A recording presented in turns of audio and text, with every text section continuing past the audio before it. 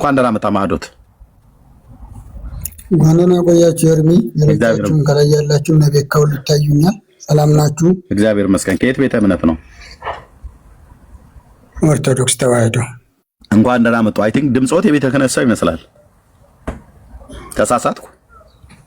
አይደለም። እሺ ችግር የለም። ያው ድምጽ ወሰኛ አይሆንም። ባለፈውም ገብቼ ነበር እኮ ታገኛለህ ብዬ። የቤተ ክህነትን ቃናውን ስለማውቀው ነው። እንደዛ ስለመሰለብኝ ነው። ከተሳሳትኩ ይቅርታሽ። እሺ አርስቱ ላይ የቤተ ክህነት ሰው ስለመሰሉብኝ ነው። እኔ ወይ ከሆኑ በቤተ ክህነት በሚጠሩበት በዛ ልጠራዎት ነው። ያው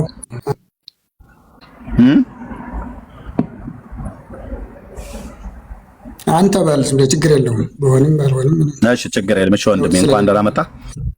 እሺ የገና ጾም በእናንተ በኢትዮጵያ ኦርቶዶክስ ቤተክርስቲያን በየዓመቱ ይጾማል። የገና ጾም በየዓመቱ በኢትዮጵያ ኦርቶዶክስ ቤተክርስቲያን ይጾማል። ይሄን ጾም ቤተክርስቲያን የገና ጾም ብላ ማነው ጾመ ነቢያት ብላ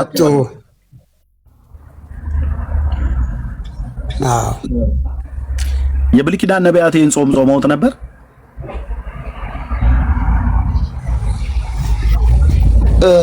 በነገራችን ላይ ቁጥሩ ስንት ነው? የጾሙ ቀን ስንት ነው ታውቋል? የትኛው ጾም ቀን? የጾመ ነቢያት እስከ ገና ዋዜማ ያለው ድረስ አንዳንዴ 6 ሳምንት እንደ አበቅቴው ማለት ነው። አንዳንዴ ህዳር 14 ህዳር ቁጥሩ ዝም ብሎ እንጂ እየነገርኩት ነው። አንዳንዴ ህዳር 14 ይገባል ነው 60 ነው 40 ነው 45 ነው የሚለውን ቁጥሩን ነው የጠየቅኩ። ወደ መልስ ልገባ ስለሆነ ብዬ እየሰሙኝ መስሎ የነበረ እንግዲህ ያልሰሙኝም ማለት ነው እኮ። ቁጥሩ ስንት ነው ነው ያልኩት። ነቢያት ጾሙት አልጾሙት ለማለት ቁጥሩን እርግጠኛ መሆን አለብን እኮ ከሰሙኝ አይደለ የምመልስሎት ቀሲስ። እሺ ይቅርታ። ያው ከሰሙኝ ነው የምመልስሎት ማለት ነውና እየተደማመጠ ለማለት ነው። እንደየ አበቅቴው ይለያያል። አይ ቲንክ አበቅቴው ላይ የካላንደሩ ላይ ማለት ነው አንዳንዴ በ14 አንዳንዴ በ15 በወርሃ ህዳር ይገባል ማለት ነውና አንዳንዴም በ28 አንዳንዴ በ29 ደግሞ ወርሃ ታኅሳስ ላይ ይፈታል። ይሄ ማለት አንዳንዴ 42 ቀን አንዳንዴ 43 ቀን ይሆናል ማለት ነው። ተሳሳት ጥሩ። አይ ትንሽ ነው ተጠግተሃል። ችግር የለውም። በሁልጊዜ የሚገባ በ15 ነው። ህዳር 15 ነው የሚሆነው። 44 ቀን ይሆናል ወይም 43 ነው። 44 እና 43 ልክ ነኝ ማለት ነው። 42 ወይ 43 ይሆናል፣ 44 ወይ 43 ይሆናል ማለት ነው። 44 ይሆናል። ይኸው 40 ነው የነቢያት ጾም የሚባለው 40ው ነው። 4 ወይም 3ቱ የሌላ አባቶች ጾም ነው። 40 የጾሙ ይታወቃሉ። ያው ሙሴ ጾሟል 40 ቀን፣ እሱ ነው የነቢያት ጾም የሚባለው። ሙሴ ጾሞ ምን ተቀበለ? ያው ይታወቃል። ቃላትን 10ቱ ቃላትን በሁለቱ ጽሌዎች ወይም በሁለቱ ጽላቶች ተቀብሏል። ቃላቱ ደግሞ የእግዚአብሔር ቃል ናቸው። እኛም ደግሞ የእግዚአብሔር ቃል የሆነውን ክርስቶስን በሕይወታችን ይወለድ ዘንድ ወይ በእኛ ይወለድ ዘንድ ዕለት ዕለት ይወለድልን ዘንድ እንጾማለን። ጾሙ ለዛ ነው አባቶቻችን እንድንጾም ያዘዙን። እነ ኤልያስም ጾመዋል። 40 ቀን ምግብ ተመግበው 40 ቀን ጉዞ ያሄዱበት 40 እንደ ጾሙ ይታወቃል። ክርስቶስም የአባቶቹን ስርዓት ሊፈጽም ነው እና የመጣው 40 ቀን ጾሞ አሳይቶናል። እሱም 40 ቀን የጾመውን እንጾማለን። ከወደፊት 1 ሳምንት የሌላ ጾማለን። 55 ቀን ያው ቅዱስ ብናገር ስለሰማሁ አንደኛው ሕማማት ነው። ሕማማትን አባቶቻችን ትንሣኤውን በፊት ሕማማት ትንሣኤ ያለ ለማለት ሕማሙን ማስታወስ ስላለብን ሕማማቱን ጨምረዋል ነው። እንግዲህ የነቢያት ጾም ሲባል ይሄ ነው። እነ ኤርምያስም ጾመዋል፣ እነ ዳዊትም ጾመዋል። ስጋ በማጣት እላፊ እንጀራም አልበሉም። እነ ዳንኤል ይታወቃል። እነዚህ ጾመዋል። ግን ለምን ጾሙ የሚባለው ለጊዜው ቢሆንም ለመጣባቸው መከራ ማሳለፊያ ቢሆንም ነቢያት ጾመዋል። የጾሙት መወለዱን ትንቢት ይነገር ስለነበረ ትንቢቱን ተናግረው ብቻ አይደለም በጾም ይጠይቁ ነበረ። ቀኝ እጅህን ላክልን፣ ብርሃንህን ላክልን እያሉ እየጾሙ ነበር። እነ ዳዊትም ብርሃንን ላክልን ቢሉ ቀኝ እጅህን ላክልን ቢሉ እየጾሙ ነበር እንጂ ዝም ብሎ አይደለም። ስጋ በማጣት ወይም ቅቤ በማጣት ሰውነት የከሳ እስከሚል ድረስ ዳዊት የተናገረው እየጾመ ነበር እንጂ ዝም ብሎ አይደለም የነበረው። ስለዚህ አባቶቻችን ጾሙ ነበር ማለት ነው። ያን ተከትሎ ነው መቼም በእናንተም ገና ይከበራል ይመስለኛል። ኤርሚ ገና ወይም ልደት ማለት ነው። ወደ እሱ ከመምጣቱ በፊት እነዚህ የብሉይ ኪዳን ቅዱሳን ነቢያት እንደ ጾሙ በመጽሐፍ ቅዱስ ላይ ቅድም ጠቃቅሰው ነግረውኛል። የኢትዮጵያ ኦርቶዶክስ ቤተክርስቲያን አብይ ጾም ነው ጾመ ነቢያት ወይ ደግሞ ይሄ ገና ጾምን እንጾማለው ብላ ስትል የብሉይ ኪዳኑን ነቢያት በአብይነት ጠርታ ነው። እና እነሱ ሲጾሙ ይወርዳል ይወለዳል ብለው ነበር አይደል ሲጾሙ የነበሩት። ሱባኤ ቆጥረው ይወርዳል ይወለዳል ብለው ሲጾሙ ነበረ ብላለች የብሉይ ኪዳን ነቢያት አይደል ማዕዶት? ትክክል ነው። ቅድም ከተናግሬያለሁ። አሁንቻችን እኔ አሁን የምፈልገው ነቢያትን ጾሙ እዚህ ያመጡት አልኩኝ እኮ። እኔ የምፈልገው አሁን ነቢያትን ጾም ያመጡት። እሺ እኔ የምፈልገው አሁን ኦኬ እሱ ላይ ይወርዳል ይወለዳል ብለው ነበር ሲጾሙ የነበሩት ብላ እነሱ ነው በዋቢነት የምጠራው። እኔ አሁን የምፈልገው ከታላቁ ነቢይ ከሊቀ ነቢያት ሙሴ እስከ ሚልኪያስ ድረስ አንድ ነቢይ ነው እንድጠሩልኝ የፈለኩትኝ። መሺያው የእስራኤል መሲህ ይወርዳል ይወለዳል ብለው ሱባኤ ቆጥረው ጾም ጸሎት ይዘው ስለመውረዱና ስለመወለዱ የጾመ ነብይ አንድ ጥሩልኝ። ሙሴ አሁን 40 ቀን የጾመው ክርስቶስ ወይ ደግሞ መሺያው ይወርዳል ይወለዳል ብሎ አልነበረም የጾመው። ልጹምም ብሎ አይደለም የጾመው። የጾም አዋጅ አውጆ አልጾመም ሙሴ። ከጌታ ጋር በነበረው ሁለት ጊዜ ስብሰባ አንደኛው ዘጸአት መጽሐፍ ምዕራፍ 32 ሁለተኛው ዘጸአት መጽሐፍ ምዕራፍ 34 ላይ በተራራው በነበረው ስብሰባ ላይ ከጌታ ጋራ በሄደበት ጊዜ ዘጸአት መጽሐፍ ምዕራፍ 19 እና ዘጸአት መጽሐፍ ምዕራፍ 34 ማለት ነው። ከጌታ ጋር በቆየበት በዛ ቆይታ ውስጥ ነው አልበላም አልጠጣም ይላል እንጂ ልጹም ብሎ አይደለም ተራራው ላይ የወጣው። ከጌታ ጋራ በነበረው ቆይታ 40 ቀን ተራራው ላይ ስለቆየ አልበላም አልጠጣም ይላል። ሁለተኛውን የድንጋይ ጽላቶች ቀርጾ በተራራው ላይ በፊቴውም ብሎ ባለበት ዘጸአት 34 1 ላይ እንደዚሁ ተመሳሳይ ማለት ነው። ሙሴ መሺያው ይወርዳል ይወለዳል ብሎ አልጾመም። ኤልያስም መሺው ይወርዳል ብሎ አልጾመም። ጾም ግን ጾመዋል። ኤልያስም ጾም ልጹም ብሎ አይደለም አንድ ቀን በበላው እስከ እግዚአብሔር ተራራ ድረስ 40 ቀን ሙሉ ተመለሰ ይላል። ኤልያስም ልጹም ብሎ አልጾመም። ሙሴም ልጹም ብሎ አልጾመም። ኦኬ በእግዚአብሔር ክብር ውስጥ ስለነበረ ሙሴ አልበላም አልጠጣም ይላል። ኤልያስም አንድ ቀን መልአኩ መጥቶ እንጎቻውን ሰጠው በላ። ከዛ በመጣህበት መንገድ ተመለስ ብሎ አለው። ያንን መንገድ እስከ 40 ቀን ድረስ ሳይበላ ሳይጠጣ ተመለሰ ይላል። ጾምን ልጹም ብሎ በመንፈስ ተነርቶ ወደ ምድረ በዳ ሄደ የኛ ጌታ ብቻ ነው። ሌሎች የብሉይ ኪዳን ነቢያት ጾመዋል።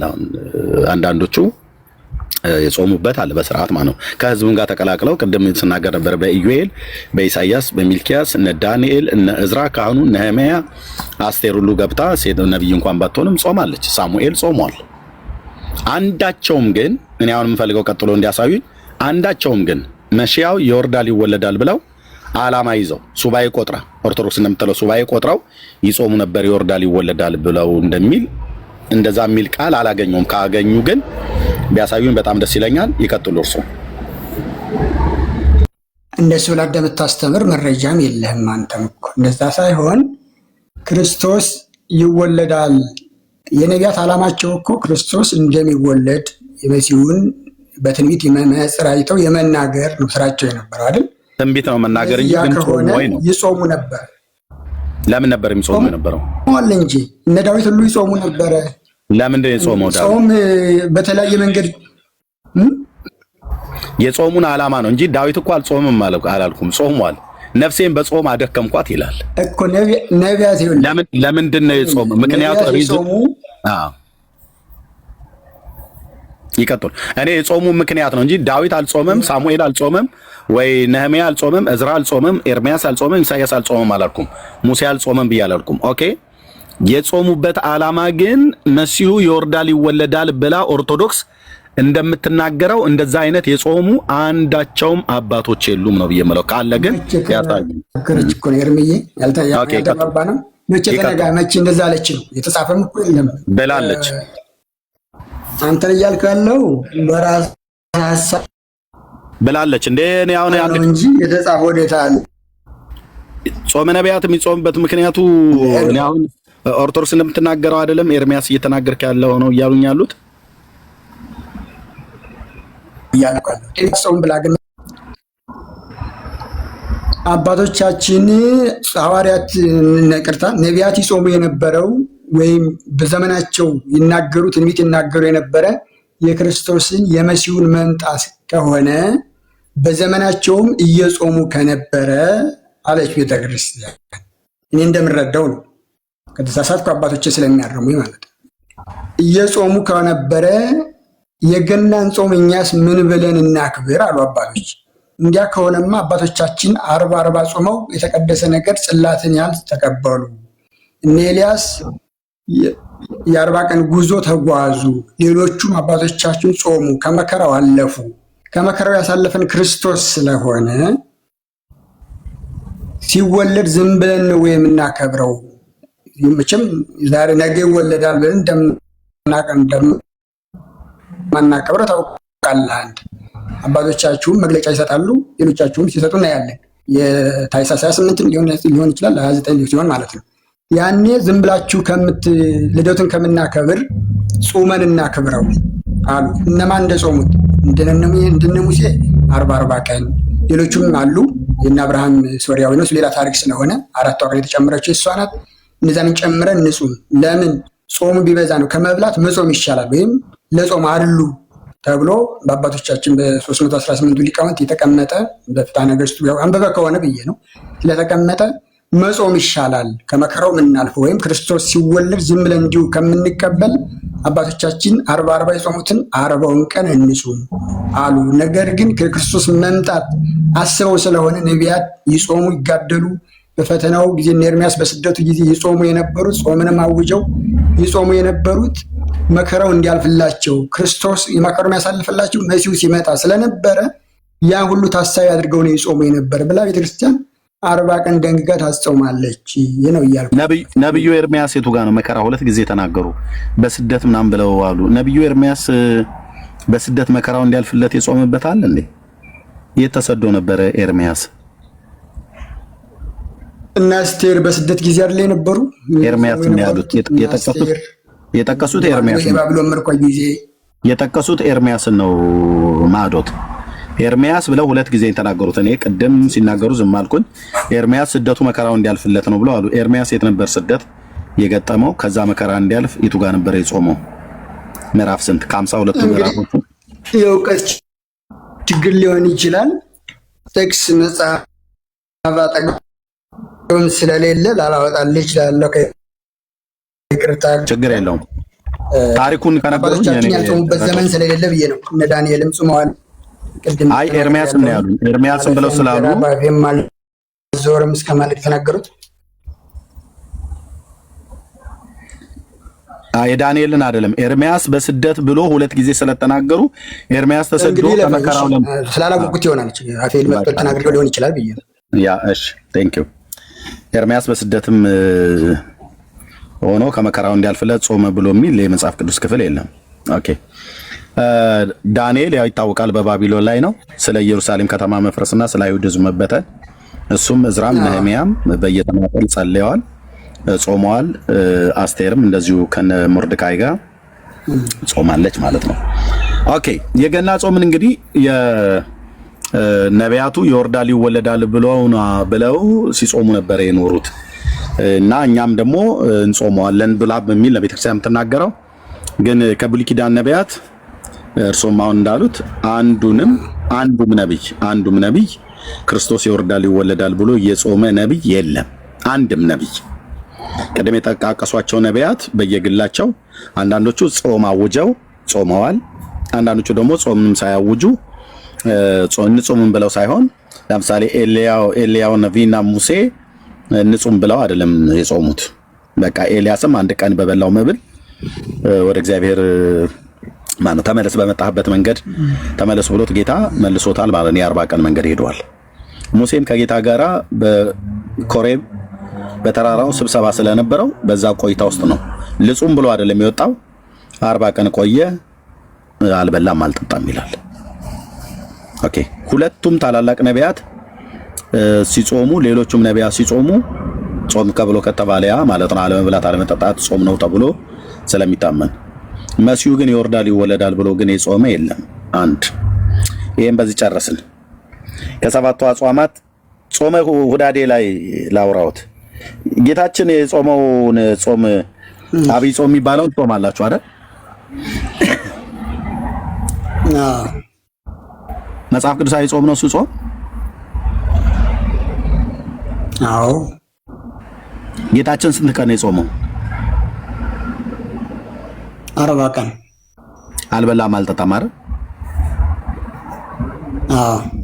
ኦርቶዶክስ ስንት ቀን ነው የምትጾመው? ቀኑ 55 ቀን 15 ቀን ተጨማሪ ያለው ማለት ነው። አዎ። ጌታችን 40 ቀን እናንተ 55 ቀን። ማነው 15ቱን ቀን የጨመረው? ጥሩ። ያው ክርስቶስ 40 ቀን ነው የጾመው።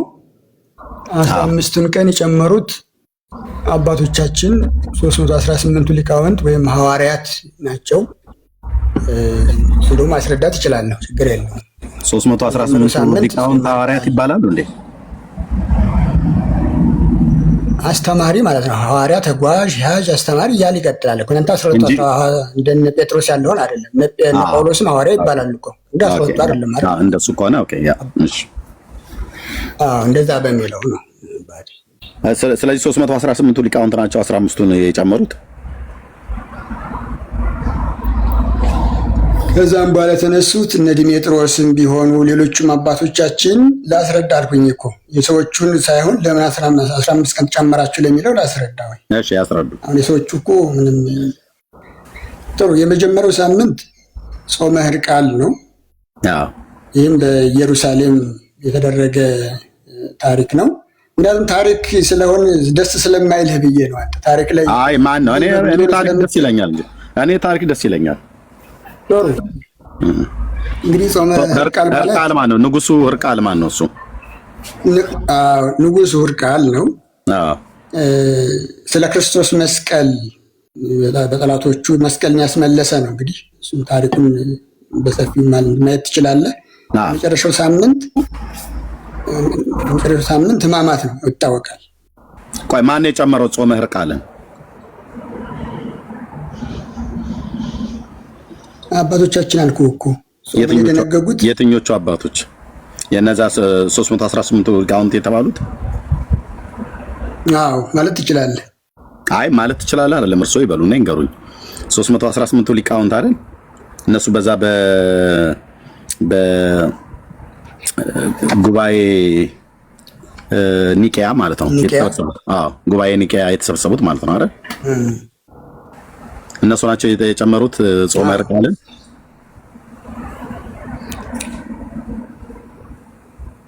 ምን ያረግ አሁን ቆይ ማዶትዬ ምን ያረግ ንጉሥ ሕርቃል ጾሙ ከጌታችን ከኢየሱስ ክርስቶስ አብይ ጾም ጋር ምን ሊያረግ ገባ? ማን ያስገባው? በፊት እኮ ነው እኮ ማን ያስገባው? በፊት ነው። ማን ያስገባው? ሳምንት ነው እኮ ልክ ነው። የመጀመሪያው ሳምንት ጾመ ሕርቃል ከዛ ዘወረደ ምናምን ነገር ይባላል። እሱ አይደለም የጠፋኝ። ማን ያስገባው ነው? ሐዋርያት ይሄን ደንግገዋል። የበጉ ሐዋርያት 12ቱ ይሄንን ሰውዬ ጾመ ሕርቃል የንጉሱ የሕርቃል ጾም ተብሎ የሕርቃል ጾም ተብሎ እንዲገባ አይ ቲንክ ከሜዶናውያን ጋር መሰለኝ የተዋጋው። ታሪኩ እንደዛ ነው የሚናገረው። የፐርሺያ ማለት ነው። በቃ እሱ ነው እኮ እኮ ማን ያስገባው? እሱን ጾም ማን ያስገባው? ጌታችን ጾም ላይ ማን የደረበው? 15 ቀን ኦርቶዶክስ ኦርቶዶክስ ጌታችን 40 ቀን ጾሞ 40 ቀን አልበላም አልጠጣም ይላል ቅዱሱ ቃል። ኦርቶዶክስ ግን 15 ቀን ጨምራበታለች። የጨመረችው ግን የእናቱ ወር ቃልን ጾም ሁሉ ነው የጨመረችው።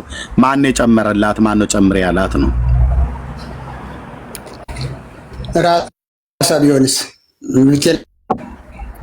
ራሷ ቢሆን ልክ ነዎት። ለምን በሐዋርያቱ ትምህርት ስለማትመራ፣ ለምን በእግዚአብሔር ቃል ላይ ያመፀች ቤተክርስቲያን ስለሆነች ራሷ ትጨምራለች ማለት ነው። ኤርምዬ እንደዛ አይደለም። ቆይ ብሉ ማለት ነው የሚሻለው፣ ክርስቶስን የሚያስመስል ጹሙ ማለት ነው። እስኪ ንገረኝ። ማለት ነው የሚበልጠው ጹሙ ማለት ነው የሚበልጠው። እስኪ ንገረኝ ማዶትዬ። ኦርቶዶክስ ቤተክርስቲያን መሰረቴ በሐዋርያት መሰረት ላይ የተመሰረትኩ ቤተክርስቲያን ነኝ ትላለች አይደል? በሐዋርያትና በነቢያት ኦኬ።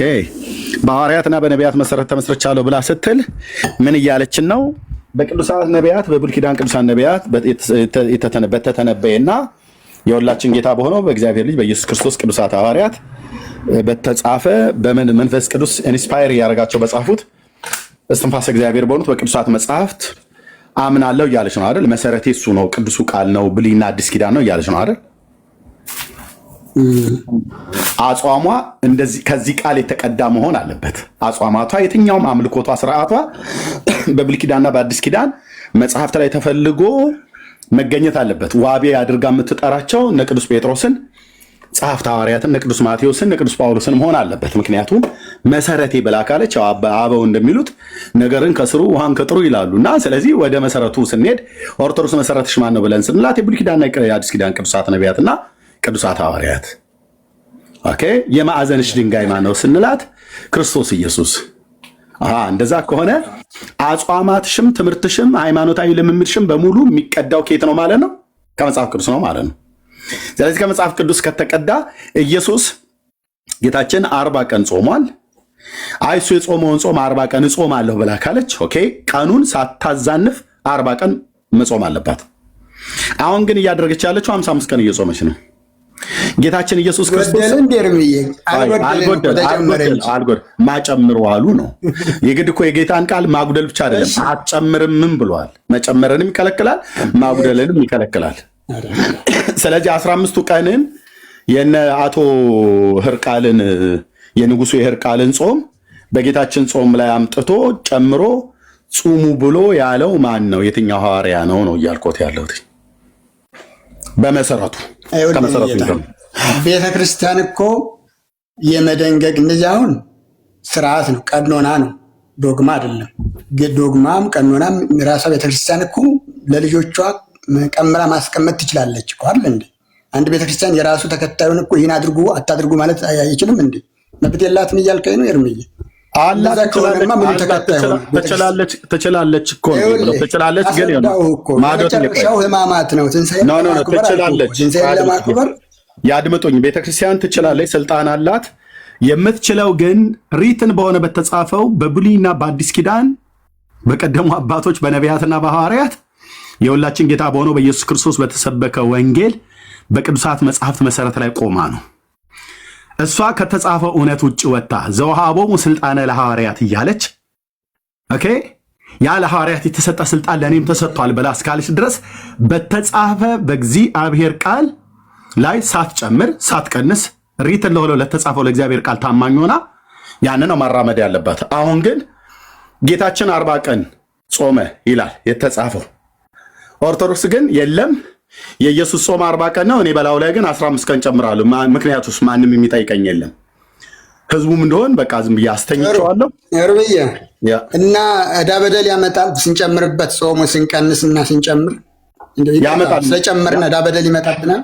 ያመጣል እንጂ ምን ብሎ እስኪ ንገረኝ። በምን መንገድ ጨምራችሁ ጾማችሁ ይላል እግዚአብሔር? በቃሉ ላይ አንዳች አትጨምር ይላል አይልም? ቃል ማለት ምን ማለት ነው?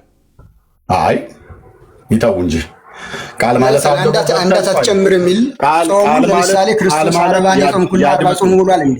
ቃል ማለት ገብተህ እንደገና ደግሞ ቃል ማለት ሎጎስ ማለት ነው። ቃል ማለት ቨርብ ማለት ነው። አካላዊ ቃል አለ፣ ቨርብ ቃል አለ፣ ንግረተ ቃል አለ። ነገር ብሎ የሚል ያድምጡኝ ወይ በቃሉ ላይ አንዳች አትጨምር አንዳችም አታጉድል ይላል እግዚአብሔር ቃል። ካላወቁት አሳየታለሁ። ዮሐንስ ራእዩን ነው እንደዛ የምትለው? ዘዳግምና ምሳሌ ነው የምነግሮት። ራእይ 22 አይደል የምነግሮት እኔ ዘዳግምና ምሳሌ ላይ። አሁን ችግሩ ምንድን ነው? ጾሙ በመጨመሩ እስኪ የሚያመጣብን እንዳ ነገር ምን ይላል መጽሐፈ ምሳሌ ላይ? በቃሉ ላይ አንዳች አትጨምር እንዳይዘልፍህ አንዳች አትጨምር ይላል። ኦኬ ጌታችን 40 ቀን ጾም መጨመሩ ቃል ነው ትለዋለህ አንተ። ያድምጡኝ። 40 ቀን ጌታችን ከጾመ እናንተ 55 ቀን ለመጾም ማን የፈቀደላችሁ ሲጀምር ነው? አንደኛ ሲጀምር ኢየሱስ እኩል ነግርህ አይደለ እንዴ? ይቀጥሉ። ያው በቃል ስጦት ይቀጥሉ፣ ከዛ ነው ይናገራሉ። ይቀጥሉ። 55 ቀን ይጾምበታል። ምክንያቱም በደንብ ዘርዝረው ይንገሩኝ። ይቀጥሉ። እሺ እንግዲህ ቀመር እናውጣ ተብሎ አይደለም መከራ እያየን ያለ ነው። እንግዲህ ቤተክርስቲያን አትብሉ ብላ ካለችን ክርስቶስ በማቴዎስ 6 ያለ ይታወቃል። መቼም ጾሙ እንዳለ ክርስቶስ አይደል? ግን ጾሙ ሲል እንደ ህገ መንግስት ነው። ህገ መንግስት ደግሞ ይተረጎማል። አባቶቻችን እንዴት ተረጎሙት? ስርዓቱን ያስቀመጡልን በሐዋርያት አባቶቻችን የተተኩ ሊቃውንት ቤተክርስቲያን እስከዛሬ የምትጠቀምባቸው የራሷን ቤተክርስቲያን የምትመራባቸው ስርዓቶች ይወጣሉ። ከዛ እየተቀዱ እንደ ህገ መንግስት መጽሐፍ ቅዱሱ ጾሙ ያለ ክርስቶስ ግን በከምን እንጾም፣ እንዴት እንጾም፣ ስንት ሰዓት እንጾም የሚለውን ደግሞ አባቶቻችን ሊቃውንት ያን ቀመሙ አስቀምጠውልናል፣ ወይም ቀምሮ አስቀምጠውልናል። ዘወረደ ቀጥሎ ያለው ቅድስት ነው። ከቅድስት እሁድና ቅዳሜን ብትወስድ ማለት ነው 15 ቅዳሜና እሁድ አሉ። ከዛ መሃል ምንቆጥራቸው ማለት ነው። እነዚህ እኛ የታዘዝነው እስከ 12 ሰዓት እንድንጾም ነው። ይህ የአፈጻጸም ችግር አለበት። አዎ ቤተክርስቲያን የምታዘውና እኔ የምፈጽመው ሰው ስለሆንኩ ደካማ ስለሆንኩ ላልፈጽመው እችላለሁ። 9 ሰዓት እበላለሁ። እውነት ነው። እኔ ጿሚ ነኝ አይባልም። ነኝ ተብሎ በክርስትና ስለማይታወቅ ነኝ ማለት ትዕቢት ስለሚያመጣ 12 ሰዓት ተደንግጓል። 9 ሰዓት የሚጾም አለ፣ 6 ሰዓት የሚጾም አለ። ኧረ ጠዋት የሚበላል እውነት ነው። ግን በዛ ቤተክርስቲያን ልትለካ አትችልም። 15 ቀናት አሉ። እነዚህ 15 ቀናት ቅዳሜና እሁድ መጾም ስለማይችሉ በዛ ተተክተዋል። አንድ ሁለተኛ የመጀመሪያው ጾመ ሕርቃል ለምንድን ነው የጾመው? ያው ቅድም ታሪኩ ስላነበብከው ስላልከኝ ነው። ካነበብከው ሰዎቹ ጾሙልኝ፣ ጾም ያዙልኝ፣ አረማውያን አሸንፈውን መስቀላቸውን ወስደውብናል ተብሎ መስቀል ለማስመለስ የተደረገ ጦርነት ነው። ስለዚህ ያን በጾምን ስለሆነ ያሸነፈው ያን የሚመለስ ነገር በህይወታችን ያጣነው ነገር ካለ በጾም ይመለሳል ብሎ አባቶቻችን ከክርስቶስ ጾም በፊት 1 ሳምንት ጨመሩ። የመጨረሻው ደግሞ 1 ሳምንት ይሆናል። ከሰኞ እስከ ዓርብ እስከ ስቅለቱ ያለው ክርስቶስ ለኛ ሲል መከራውን ያየውን ሕማሙን አምጠን እየጾምን እየሰገድ እስከ 1 ሰዓት ነው። ያኔ ማንም አይበላም። እውነት ለመናገር እስከ 1 ሰዓት ድረስ እየተጾመ እየተሰገደ ትንሣኤውን እናከብራለን። ትንሣኤውን ዝም ብለን ጾመን ከምናከብረው ይሄኛውን እንዳለ የክርስቶስን ጾም ጾመን ያኛውን ደግሞ ተጨማሪ 5 ወይም 6ኛ ቀን ይሆናል እሱን እንጹም ብለው ነው አባቶቻችን ቤተክርስቲያን እንድንጾም ያደረገችን። ስለዚህ እንብላ ከማለት እንጹም ማለት አይበልጥም ወይ? አሁን ጾምን እንደ ሌላ ኢሹ ተነስቶ ቤተክርስቲያን ትነቀፍበታለች ወይ? አሁን መጾምን የአፈጻጸም ችግር ከሆነ መመካከር ሲቻል ግን በዜሮ ማባዛት ይቻላል ነው? ነውር አይመጣም ወይ? እንደምንተችውን እንደው ብናው ደስ ይለኛል ለመናገር። ቤካም ቤት ገብቼ አውቃለሁ። ቅድም አስቱ ስታወራ ነበርና ወደሚያግባባን ነገር ወይም ወደ አንድ ወደሚያመጣን ነገር እንደመምጣት በዜሮ አባዙ። ይሄ ትክክል አይደለም፣ ሁሉም ትክክል አይደለም ስንል ግን እንደው ዝም ብለን ሌላ ነገር ከሚሆን መጾማ ለምን ነውር ኑሮት ነው እያልኩ አለሁት። እሺ ጌታችን እናመሰግናለን። ጌታችን 40 ቀን ጾመ። ኦኬ ኦርቶዶክስ 55 ቀን ትጾማለች።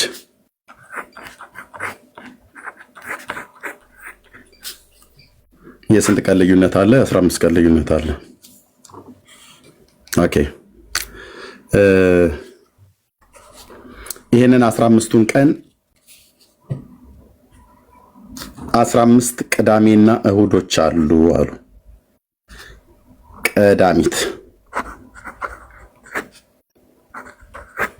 ቀዳሚትና እሁድ አሉ። 15 ቀናቶች ናቸው። እነሱ አይጾሙም አሉ።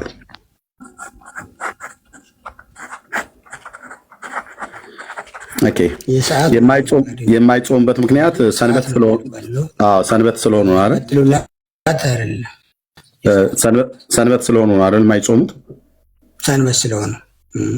ሰንበት ስለሆኑ የማይጾሙበት። ኤርሚ አትጾሙ ያላለ ወይ ቅዳሜና እሑድ የሚለውን ልንመጣ ነው ገና በደንብ ልንመጣ ነው። አይጾሙም ምክንያቱም ሰንበት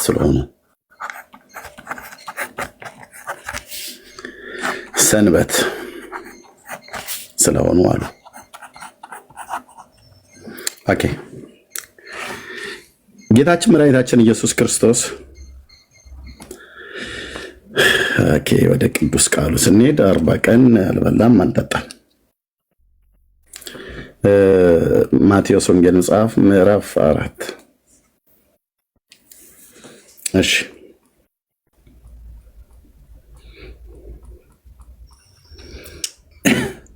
በዚህ ክፍል ላይ ጌታችን እንግዲህ 40 ቀን አልበላም አልጠጣም ጾም የጾምበት ወደ ምድረ በዳ ሄዶ ማለት ነው። 40 ቀኑ እናንተም ታውቃላችሁ እኛም እናውቃለን። አልበላም አልጠጣም። የኦርቶዶክስ ግን 55 ቀን ትበላለች ትጠጣለች። ኦርቶዶክስ ማለት ነው። ኢየሱስ አልበላም አልጠጣም፣ ኦርቶዶክስ ግን ትበላለች ትጠጣለች። ከስብ ነክ ነገር ከእንቁላል ነክ ነገር ከእንስሳት ተዋጽኦ ውጪ ሌላውን ትበላለች ትጠጣለች ማለት ነው። እሱ ግን አልበላም አልጠጣም። ኦኬ 15ቱ ቀን ሰንበት ስለሆነ 15 ቅዳሜና እሑዶች ስላሉ አንበላም አንጠጣም አሉ። ማዶት የምጠይቀውት ጌታችን 40ውን ቀን ሲጾም ስንት የአይሁድ ሻባት ነበረ? የአይሁድ ሻባት ማለት የአይሁድ ሰንበት ማለት ነው። የአይሁድ ሰንበት ነበር። ስንት የአይሁድ ሰንበት ነበረ? ቅዳሜ ማለት ነው። አዎ በ40 ቀን ውስጥ አሁን ክርስቶስ ቅዳሜውን ሁሉ ጾሟል ልትለኝ ፈልገህ ከሆነ አይሆንም። ለምን መሰለህ? አይ ቆይ የኔን ጥያቄ ቆይ የኔን መልስ ገምተው ከመናገር የጠየቁት አላውቅም። ኦኬ 40 ቀን ማለት 3 ቅዳሜ እንደሆነ እሺ 40 ቀን ማለት 1 ወር ከ10 ቀን ነው አይደል? ቀሲስ አልኩኝ። አይ ቲንክ ድምጽዎት እንደዛ ስለመሰለኝ ነው። ኤኒዌይ 5 ወይ 6 5 ሳምንት እንደማለት ነው አይደል? 5 ሳምንት ከምናምን ነገር አይደል?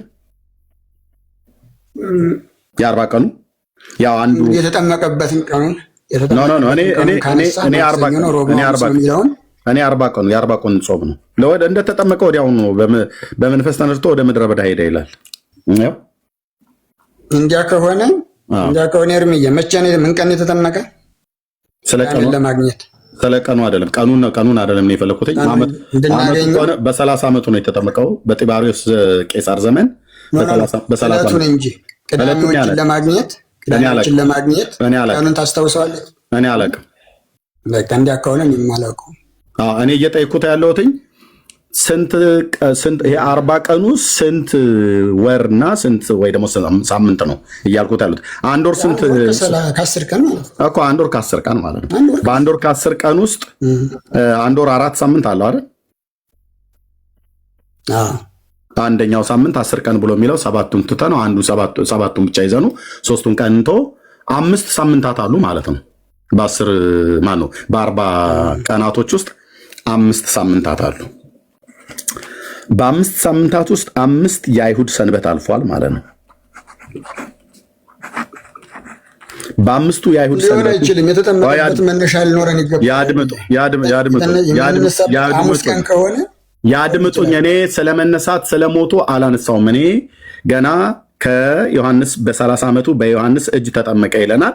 በጢባሪዮስ ቄሳር ዘመን ቅዱሱ ቃል ለጽሁፉ እኔ ለቴክስቱ ታማኝ ነን እኛ። በቃ መጽሐፉ የተጠመቀበት ማክሰኞ ነው ሮብ ነው አይ አይደለም ሐሙስ ነው የለም በፍጹም ሰኞ ቀን ነው ብሎ የሚል ክርክር ውስጥ አንገባም አይልም መጽሐፍ። በ30 ዓመቱ በጢባሪዮስ ቄሳር ዘመን እድሜው 30 ዓመት ሲሞላ አንድ አይሁዳዊ ሰው ለአገልግሎት የሚገባበት ነው።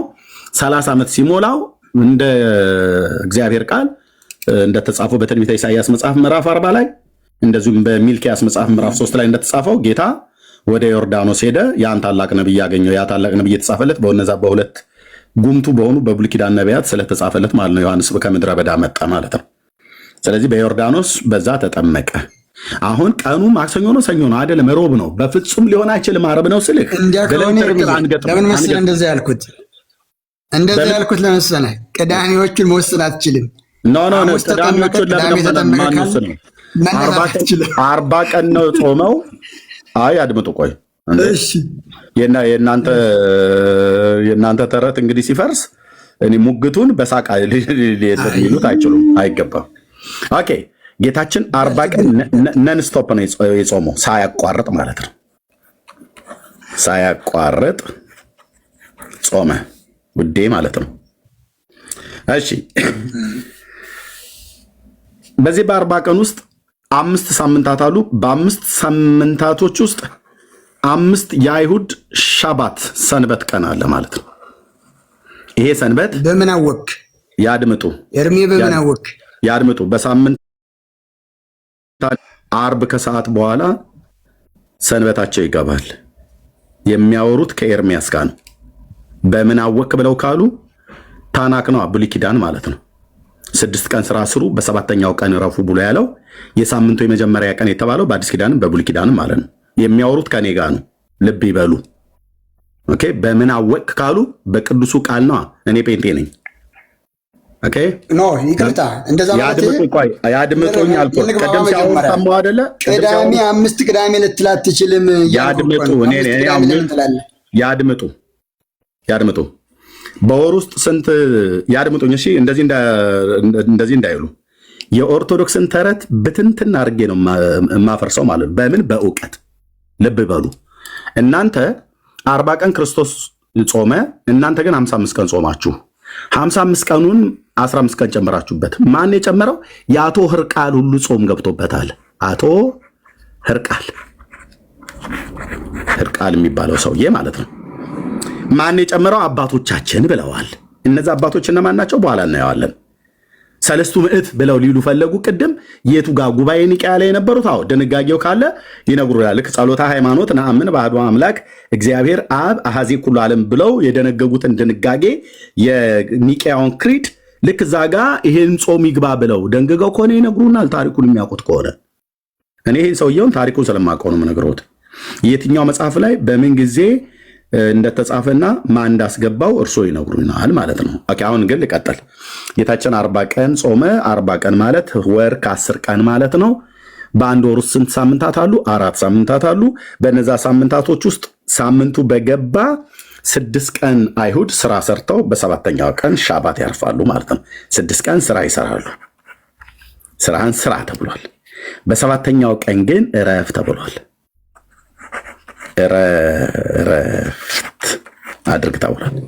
ስለዚህ ጌታችን 40 ቀን ሲጾም በዚህ በ40 ቀን ውስጥ 5 ሳምንታት አሉ። በ5 ሳምንታቶች ውስጥ 5 ሻባቶች አልፈዋል። ከምድረ በዳ ሻባት በሚገባ ሳለ ዓርብ ከሰዓት በኋላ ከምድረ በዳ እየመጣ ወደ ኢየሩሳሌም እየመጣ ወደ ቤርሸባ ወይ ደግሞ ወደ ሌሎች ወደ ናዝሬትም ይሁን ወደ ሌሎች ከተሞች እየሄደ ማኪያቶና ቡና እየጠጣ አይደለም እየተመለሰ የጾመው። የጾም በየአይነት እየበላ አይደለም መጥቶ ተመልሶ የጾመው። ሲጀምር እነሱ የጾም በየአይነትም የላቸውም። ኦኬ በአይሁድ ባህል ግን የሚበላውን መብል አይሁዳዊ ሰው ነውና ጌታዬ ከምድረ በዳ 6 ቀን እየጾመ በሰባተኛው ቀን ግን ሰንበት አይበላምና በሰንበት ይበላልና በሰንበት አይጾምምና በሰንበት ብሎ በመካከል እየመጣ ብሬክ እየወሰደ የሆነ ነገር እየቀማመሰ እየወረደ እንደገና ደግሞ በቃ በሳምንቱ የመጀመሪያው ቀን እሁድ ማለት ነው በእነሱ ተመልሶ እንደገና ደግሞ ወደ ምድረ በዳ እየሄደ 4ቱን ሳምንታት 5 ጊዜ ወደ ከተማ ብቅ እያለ እየጠየቀ እየጠጣ እየበላ እንደዚህ እያለ አይደለም የጾሙ። እናንተ እንደምታደርጉት ማለት ነው። ነን ስቶፕ ነው የጾመው። ማለት ሳያቋርጥ ማለት ነው። አልበላም አልጠጣም ይላል። ሲጀምር 40 ቀን አልበላም አልጠጣም። የኢትዮጵያ ኦርቶዶክስ ቤተክርስቲያን የኢየሱስ ክርስቶስን ጾም አይጾሙትም። እውነቱን ልንገራችሁ፣ 100% የተረጋገጠ ማንም ጾሙ አያሳየንም። ሊጾሙትም አይችሉም። 4 ነጥብ። ጌታችን የጾመው ክርስቶስ የጾመው ለምንድን ነው? ለሰጦት ነው። ሊጾመው ለምንድን ነው? ምክንያቱን አይደለም። እንደ ክርስቶስ ሁኑ እያልከን ነው እንዴ? ምክንያቱን አይደለም። ክርስቶስኛ አልኩ አንሆንም። እባክዎትኝ አቋርጦኝ፣ ቅድም እንደሰማሁትኝ ጨርሼ ሲሰጦት እርሶም ደግሞ በረጅም ያወራሉ። ጌታ የጾመበት ምክንያቱ ምንድነው? እሱ ላይ እናወራለን። አሁን እናንተ በመጀመሪያ ለቀኑም ታማኞች አይደላችሁም። 15 ቀን ጨምራችኋል። አቶ ህርቃል የተጨመረው ጾም ኤክስ ነው እያልን ያለ ነው። ይሄ 15 ቀን የጨመራችሁትም ጾም ትክክል አይደለም። እናንተ ጌታ 40 ቀን ያድምጡ። 40 ቀን ጾመ ከተባለ ለ40 ቀኑ ታማኙ ናችሁ። 40ውን ቀን እንኳን መጾም አልቻላችሁ። በቃሉ ላይ አንዳች አትጨምር እናም አታጉድል ነው ያለው መጽሐፉ። በቅዱስ ቃሉ ላይ ጭማሪንም ይከለክላል፣ ማጉደልንም ይከለክላል። እናንተ ግን አላጎደልንም እንጂ ምን አለበት ብሎ በሚል 40 ቀን ጾሙ ይላል። ኤርምዬ 40 ቀን ጾሙ ይላል። ኧረ ተው ኤርምዬ ተው አላለም እኮ ጌታችን 40 ቀን ጾሙ አላለም ሲጀምር። በሱም እኮ የኦርቶዶክስ ተረት እኮ ሊፈርሰው እኮና ከቃሉ አትጨምሩ አልከን እኮ። ከምን ቃል ነው የምንጨምረው? የቀነሰው ሲጨምር ነው። 40 ቀን አይደለም የሚለው ቅዱስ ቃል። ጌታችን 40 ቀን ነው። ጌታችን 40 ቀን አይደል የጾመው? እና ነውሩ ምንድን ነው እኮ? ነውሩ ምንድን ነው? ነውሩ ማለት ጨመራችሁ። ነውሩ ማለት ምን ችግር አለ ከመብላት? እባክዎትን እየተደማመጠ በምን አለበት ነው አይደል ሃይማኖት የምትሰብኩት? እኛ እኮ ምን አለበት እኮ ነው የገደለን። ኦኬ፣ በመጽሐፈ ምሳሌ መጽሐፍ ምዕራፍ 30 ላይ እግዚአብሔር ቃል እንደዚህ የሚል ቃል አሳየሁት። ቁጥር 6 አዎ፣ ጴንጤ ብጋ ነው አይመጡት። እንዳይዘልፍህ ያድምጡ፣ እንዳይዘልፍህ ያድምጡ እባክዎትን። እንዳይዘልፍህ እግዚአብሔር ሐሰተኛም እንዳትሆን በማ ፊት? በእግዚአብሔርም በትውልድ ፊት በቃሉ ላይ አንዳች አትጨምር ብሏል። ኦርቶዶክስ ሐሰተኛ ለመሆን በጌታ ጾም ላይ እሱ ያልጾመውን ጾም 15 ቀን ጨምራ የማይጠቀስ ጥቅስ እኮ ነው እየጠቀስክ ያለው። ስለ ጾም አሁን ምንድነው የሚገልጸው? ቀሲስ ሚዩት ያድርጉ እባክዎትን፣ አይረብሹኝና ልስጦት ጨርሻለሁ። ሚዩት ያድርጉት። እንዳይዘልፍህ እግዚአብሔር ነው የሚዘልፈው። ሐሰተኛም እንዳትሆን በቃሉ አንዳች አትጨምር። 4 ነጥብ። ኢየሱስ 40 ቀን የጾመው፣ ኦርቶዶክስ 15 ቀን ጨምራ 55 ቀን ነው የምትጾመው። ለምን? ሐሰተኛ ስለሆነች፣ ሐሰተኛ ቤተክርስቲያን ስለሆነች። ሐሰተኛ እንዴት ያስብላታል? በቅዱስ ቃሉ ላይ ጨምራለች። ስትፈልግ ታጎድላለች፣ ስትፈልግ ትጨምራለች። የምታጎድለው አሁን ከአርስታችን ውጭ እንዳይወጣ እንጂ የምታጎድለው ስለ ጌታችን ስለ ኢየሱስ ክርስቶስ ሊቀ ክህነት አገልግሎት በተጻፈው በአዲስ ኪዳን በብሉይ ኪዳን መጽሐፍት ጌታችን መድኃኒታችን ኢየሱስ ክርስቶስ የአዲስ ኪዳን ሐዋርያት በሙሉ አማላጅ ነው ብለው ጽፈውለታል። ልብ በሉ፣ አማላጅ ወይ ደግሞ ቃሉ ላይ እንዴት እንደጨመራችሁ ከዚህ በኋላ እንዳይረብሹኝ ነው የምለው። ችግር አይደለ ኤርሚ። በቃ እንግዲህ እንደ ጉጉት አሁን ምንድን ነው እኛ የጎደል ነው ከቃሉ የጨመር ነው የጎደል ነው ምንድን ነው? እሱ እንኳን ሳታስረዳኝ ነው ሌላ ለምን ትሄዳለህ? ይሰሙኛል? ከዚህ በኋላ እንደዚህ እንዳይረብሹኝ የፈለኩትን ተናግሬ ሰጦታለሁ። ምሳሌ መስጠት እችላለሁ። ኦኬ፣ ሰባኪ ስለሆንኩ ምሳሌ መስጠት እችላለሁ። ከዚህ በኋላ እንደዚህ የሚያደርጉ ከሆነ ታች ይወርዳሉ። ኦኬ፣ እርሶ ሲያወሩ እኔ ጸጥ ብዬ ነው የሰማሁትኝ። እርሶ ግን እስካሁን ስንት ጊዜ ብሬክ ገቡብኝ እኔ ላይ። እኔም ሰጦታለሁ፣ ረጅም ያወራሉ። በኋላ እንደ ጉጉት ወፍ እያጉረመረሙ ማይክ እየከፈቱ ማውራት የለበትም። በቃሉ ላይ ስለመጨመር የምናገረው ጌታችን 40 ቀን የጾመው ከጾሙ አልወጣም። ዛሬ 40 ቀን የጾመው መጽሐፉ 40 ቀን ይላል። ኦርቶዶክስ ግን 55 ቀን ነው የምትጾመው። የአቶ ህርቃልን ጾም ጨምራ ሁሉ ማለት ነው። የማናውቀው የሆነ አንድ ጢማም ሰውዬ በታሪክ ውስጥ አለ ብላ አምጥታ ጨምራለች። ማነው ጨምር ያላት ነው? በቃሉ ላይ አንዳች አትጨምር ተብሏልና መጨመሯን ለማሳየት እንደ ምሳሌ የተጠቀምኩትኝ ሐዋርያት ኢየሱስ አማላጅ ነው ብለው አሉ። ኦርቶዶክስ አማላጅ አይደለም ሞተ እንገኛለን አሉ። ሐዋርያቱ እኮ ብለውታል ቢሉትም እኛ ግን አንለውም አሉ። እሺ ማርያምንስ አማላጅ አይደለችም? ሐዋርያቱ ማርያም አማላጅ ናት ስለ አማላጅ አማላጅ ጋር ምን ወሰደ? ቃሌ ላከብር ነው። ታች ላወርዶት ልገደር ነው። በቃሌ ታማኝ እሆናለሁ። እታች ይውረዱ። ምሳሌ ነው የጠቀስኩት። ምሳሌ ከጨረስኩ በኋላ ለሌሎች ወንድሞች እሰጣለሁ። በቃሌ ታማኝ መሆን አለብኝ። እርሶን 18 ጊዜ እንደ ውሃ ቅዳ መልስ መክፈት የለብ። ደግሞ ቄስ ናቸው። ልብ በሉ። ዋሽተው ነው የገቡት። ካህን ናቸው፣ ግን ዋሽተው ነው የገቡት። አይደለሁም ብለው ማለት ነው። እኔ ከፈለጉ የፈለጉትም ይሆኑ። ማርያም አማላጅ ናት ብለው ሐዋርያቱ አላስተማሩ። ኦርቶዶክስ ማርያምን አማላጅ ናት እንላታለን አሉ። ሐዋርያቱ እኮ አላላትም፣ እንላታለን። ሐዋርያቱ አላሏትም እኮ ኦርቶዶክስ አያነባካችሁ። እነሱ ባይሏትም እንላታለን። እንዲህ ሐዋርያት ያላሉትን አዎ እንላታለን አሉ። ማርያምን አማላጅ ናት አሉ። ኢየሱስን አማላጅ አትሉትም? አንለውም። ሐዋርያቱ እኮ ብለውታል። በፍጹም እኛ አንለውም። አረ ቅዱስ ጳውሎስ እኮ ብሎታል። እኛ አንለውም። አማላጅ ብሎ የሚለው ቃል ለእሱ አይቀጸልም። በዚህ ምንድን ነው የምታዩት? ማርያም አማላጅ መሆኗን የሚናገር መጽሐፍ ቅዱስ የለም። እነሱ ግን ጨምረው አማላጅ ነች ይሏታል። ኢየሱስ አማላጅ ነው ብሎ የሚለው የመጽሐፍ ቅዱስ ትምህርት አለ። እሱን ግን አንቀበልም ብለው ይቀንሳሉ ማለት ነው። this is ኦርቶዶክስ። የተጻፈን ይክዳሉ፣ ያልተጻፈን ይጨምራሉ። የተጻፈን ይክዳሉ፣ ያልተጻፈን ያምናሉ። ኢየሱስ 40 ቀን ጾመ። የተጻፈ ነው። የተጻፈውን አያከብሩም። 55 ቀን ግን ጨምረው ይጾማሉ። ሲጣራ ግን የእናቶ ሕርቃል ጾም ነው። ለዚህ ነው ኦርቶዶክስ በሰው ስርዓት ትምህርት ነው የምትመራው ብለን እንለው ማለት ነው። 7ቱ አጽዋማታችሁን እፊቴኑና ቅረቡና እስኪ ያወሩት። 7 አጽዋማት አላችሁ አይደል?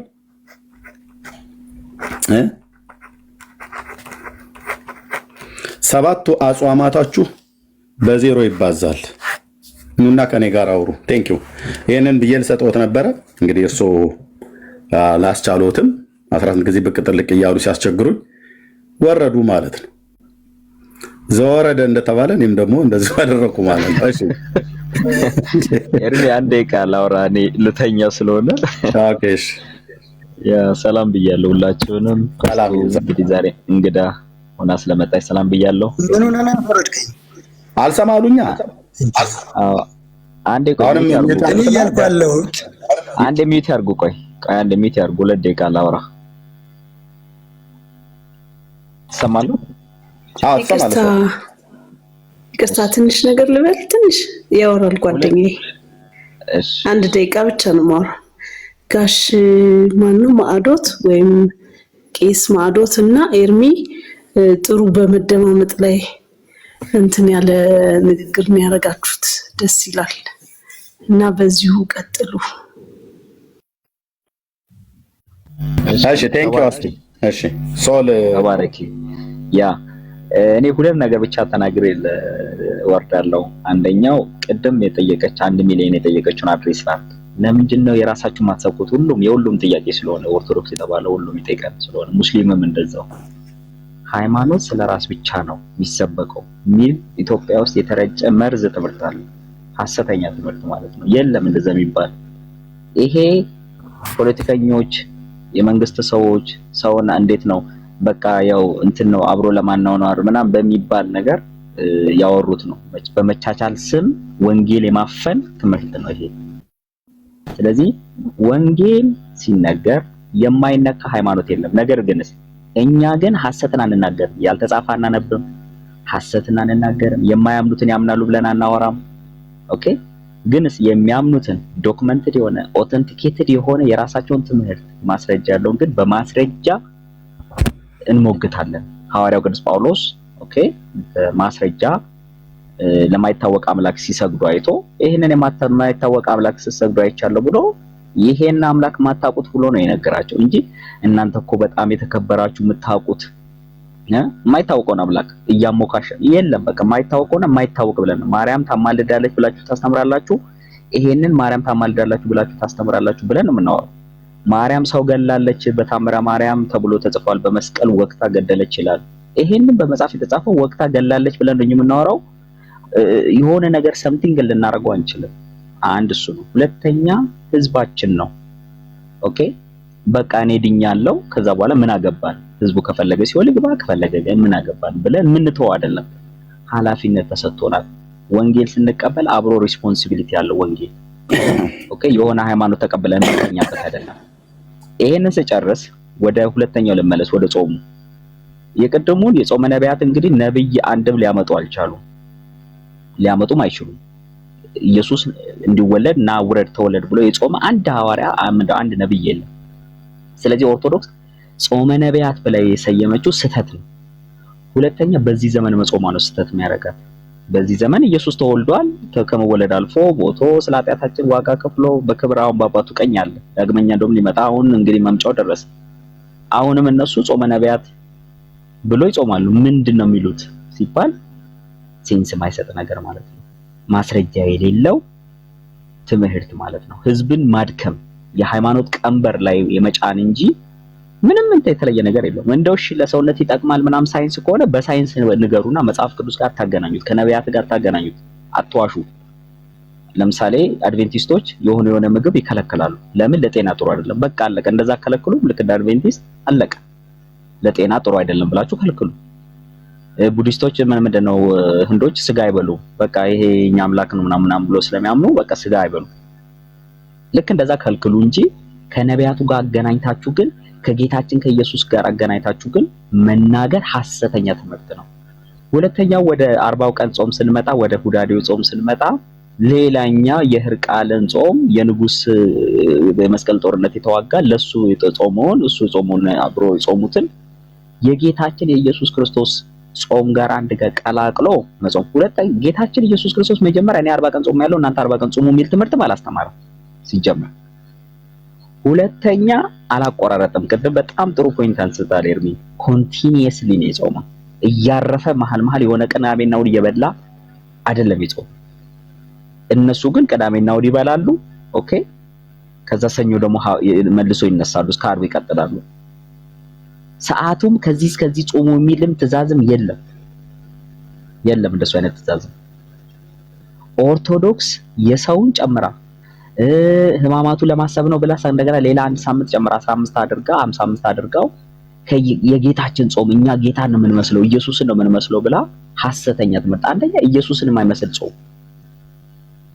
ጾም ስትጾም ሁሉ ጊዜ ስጋ መብላት ጥሬ መጠንትን ቅቤ ያለው ነገር ወይ ደግሞ ወተት ተዋጽኦችን መጠቀም እንደ ኃጢያት እንደ ርኩሰት ቄደር የሚያስጠምቅ አድርጋ የሰራቸው ኦርቶዶክስ ሐዋርያቱ አላስተማሩ ኦኬ ነቢያቱ አላስተማሩ እነ ዳንኤል የሚጠቀሰው ዳዊት ነው የሚጠቀሰው እግዚአብሔር ዳዊትን ቅቤ አትብላ የሚል ትእዛዝ አልሰጠውም የለም ራሱ ነው የከለከለው ዳንኤልም እና ህፃናቱ ማለት ወጣቶቹ እነ ሚሳኤልም እና አብዲናጎ ለጣዖት የተሰዋ ስጋ አንበላም ጥራጥሬ ስጡን እስቲ ወዛችን ከነሱ ይነስ ውርርድ ነው በቃ እንጂ እንጹም በቃ ከዚህ በኋላ ቅቤና ስጋ ነገር ስጋ አንበላም የሚል ትምህርት አይደለም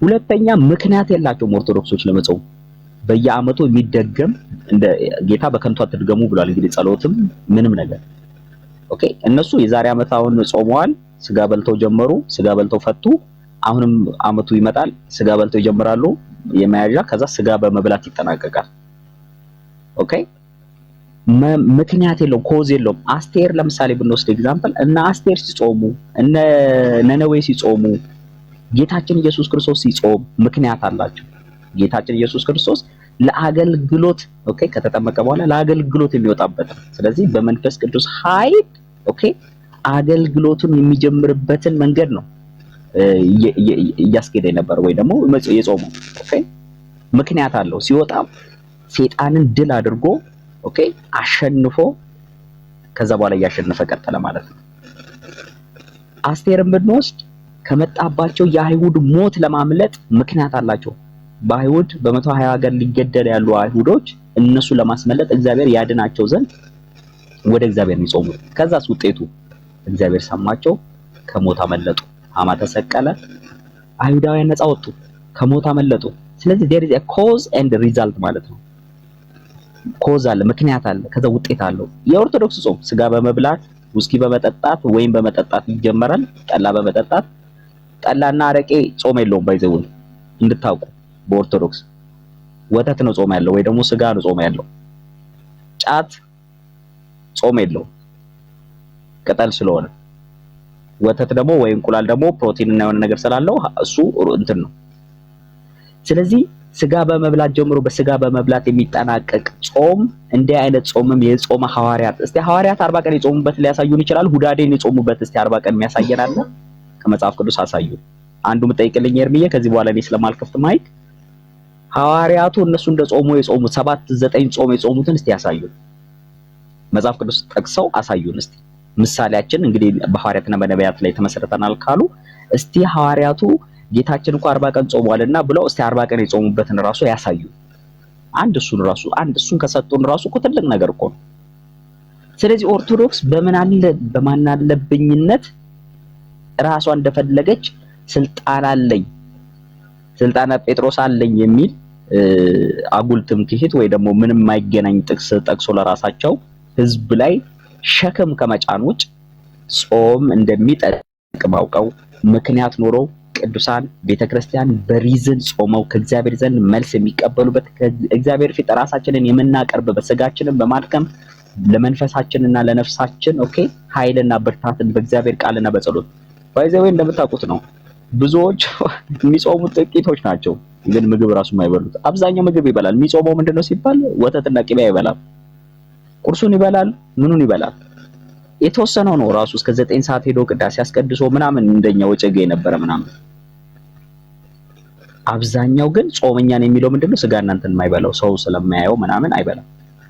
ስለዚህ ሐዋርያቱ ከጾሙ ያሳዩ ለማለት ነው። ጨርሻለሁ። ተባረኩ። ቴንክ ዩ ሶል። እሺ ሌላ ቀድም ኤልሳቤጥ ልትናገር ፈልጋ ነበር። ከዛ ወደ ማዶት እንሄዳለን። ብዙ ሰው ስላለ እዛም እድል ሰጣለን። ኤልሳቤጥ ኤልሲ አለሽ? እሺ ኦኬ። እሺ ማዶት የሚሉት አሉ? እሺርብዬ ሶልንም ሰማሁት። አንዳንዴ የማይከሰስበትን መክሰስም ትንሽ ደስ አይልም። እንግዲህ ሪዝኔብል የሆነ ነው ቤተክርስቲያናችን የምታጸው ምን መጽሐፍ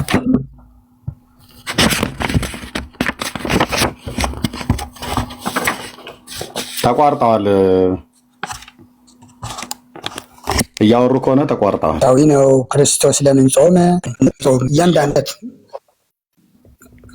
እሺ ይቅርታ የኢንተርኔት ችግር ሊሆን ይችላል።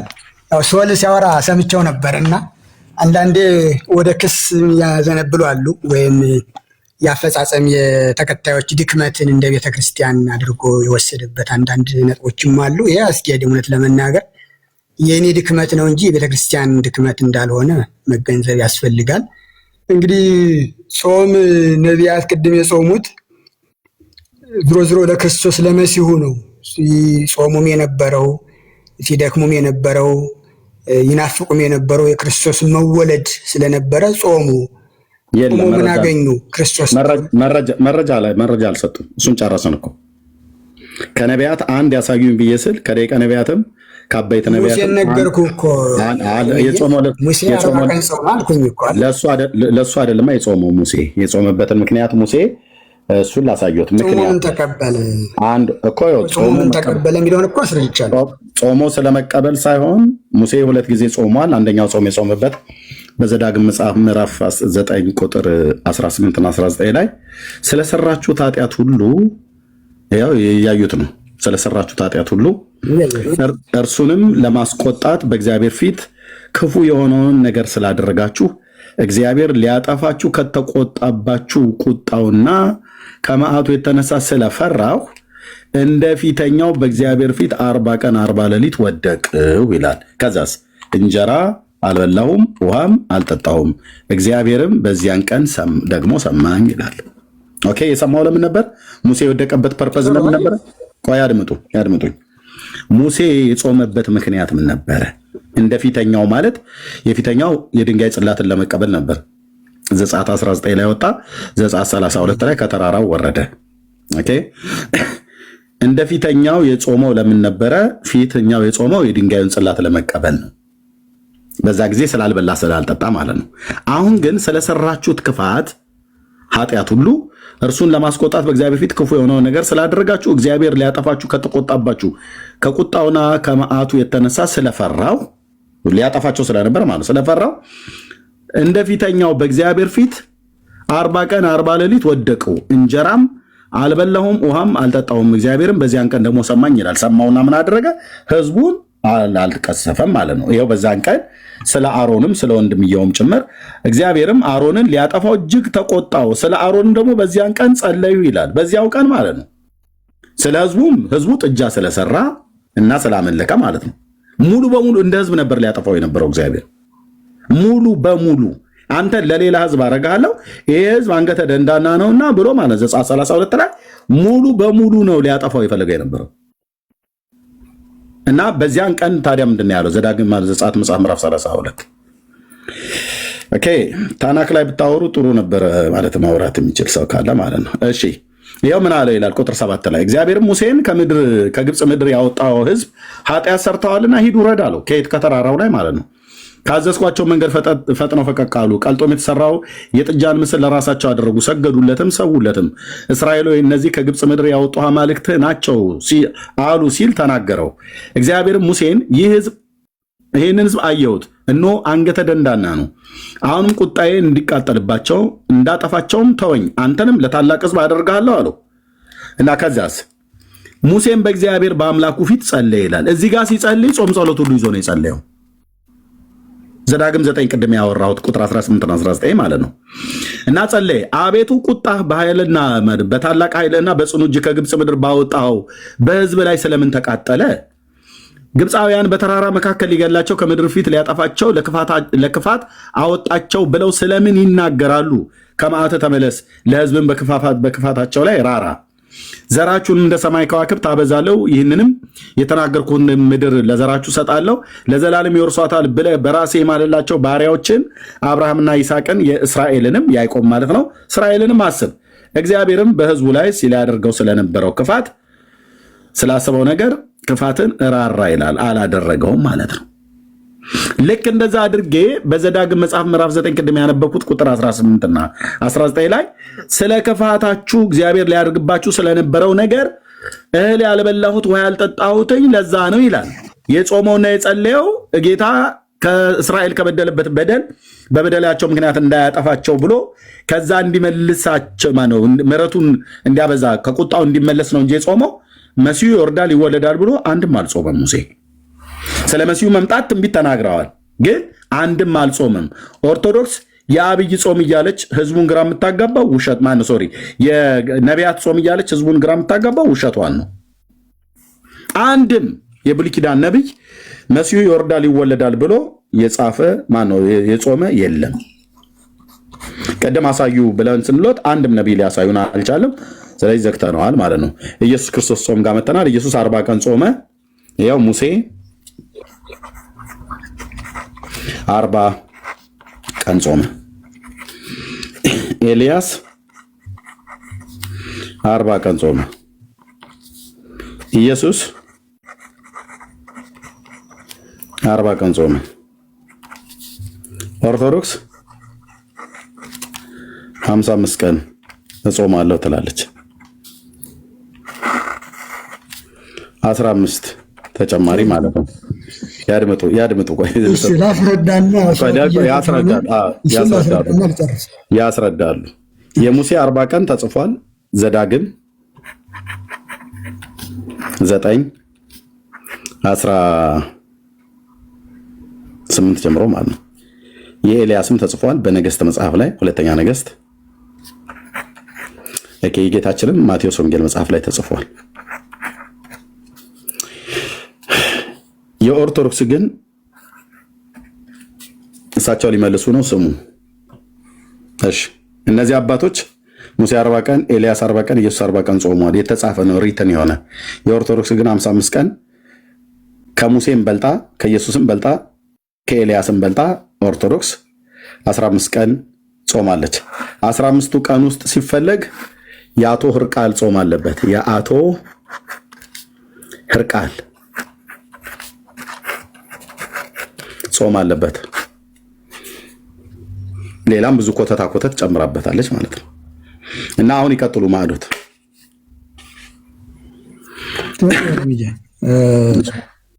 በመጀመሪያ እነ ሶል ያነሳቸውን አንዳንዴ ትክክል እንዳልሆነ መክሰስ ቀላል ስለሆነ ብዬ ነው።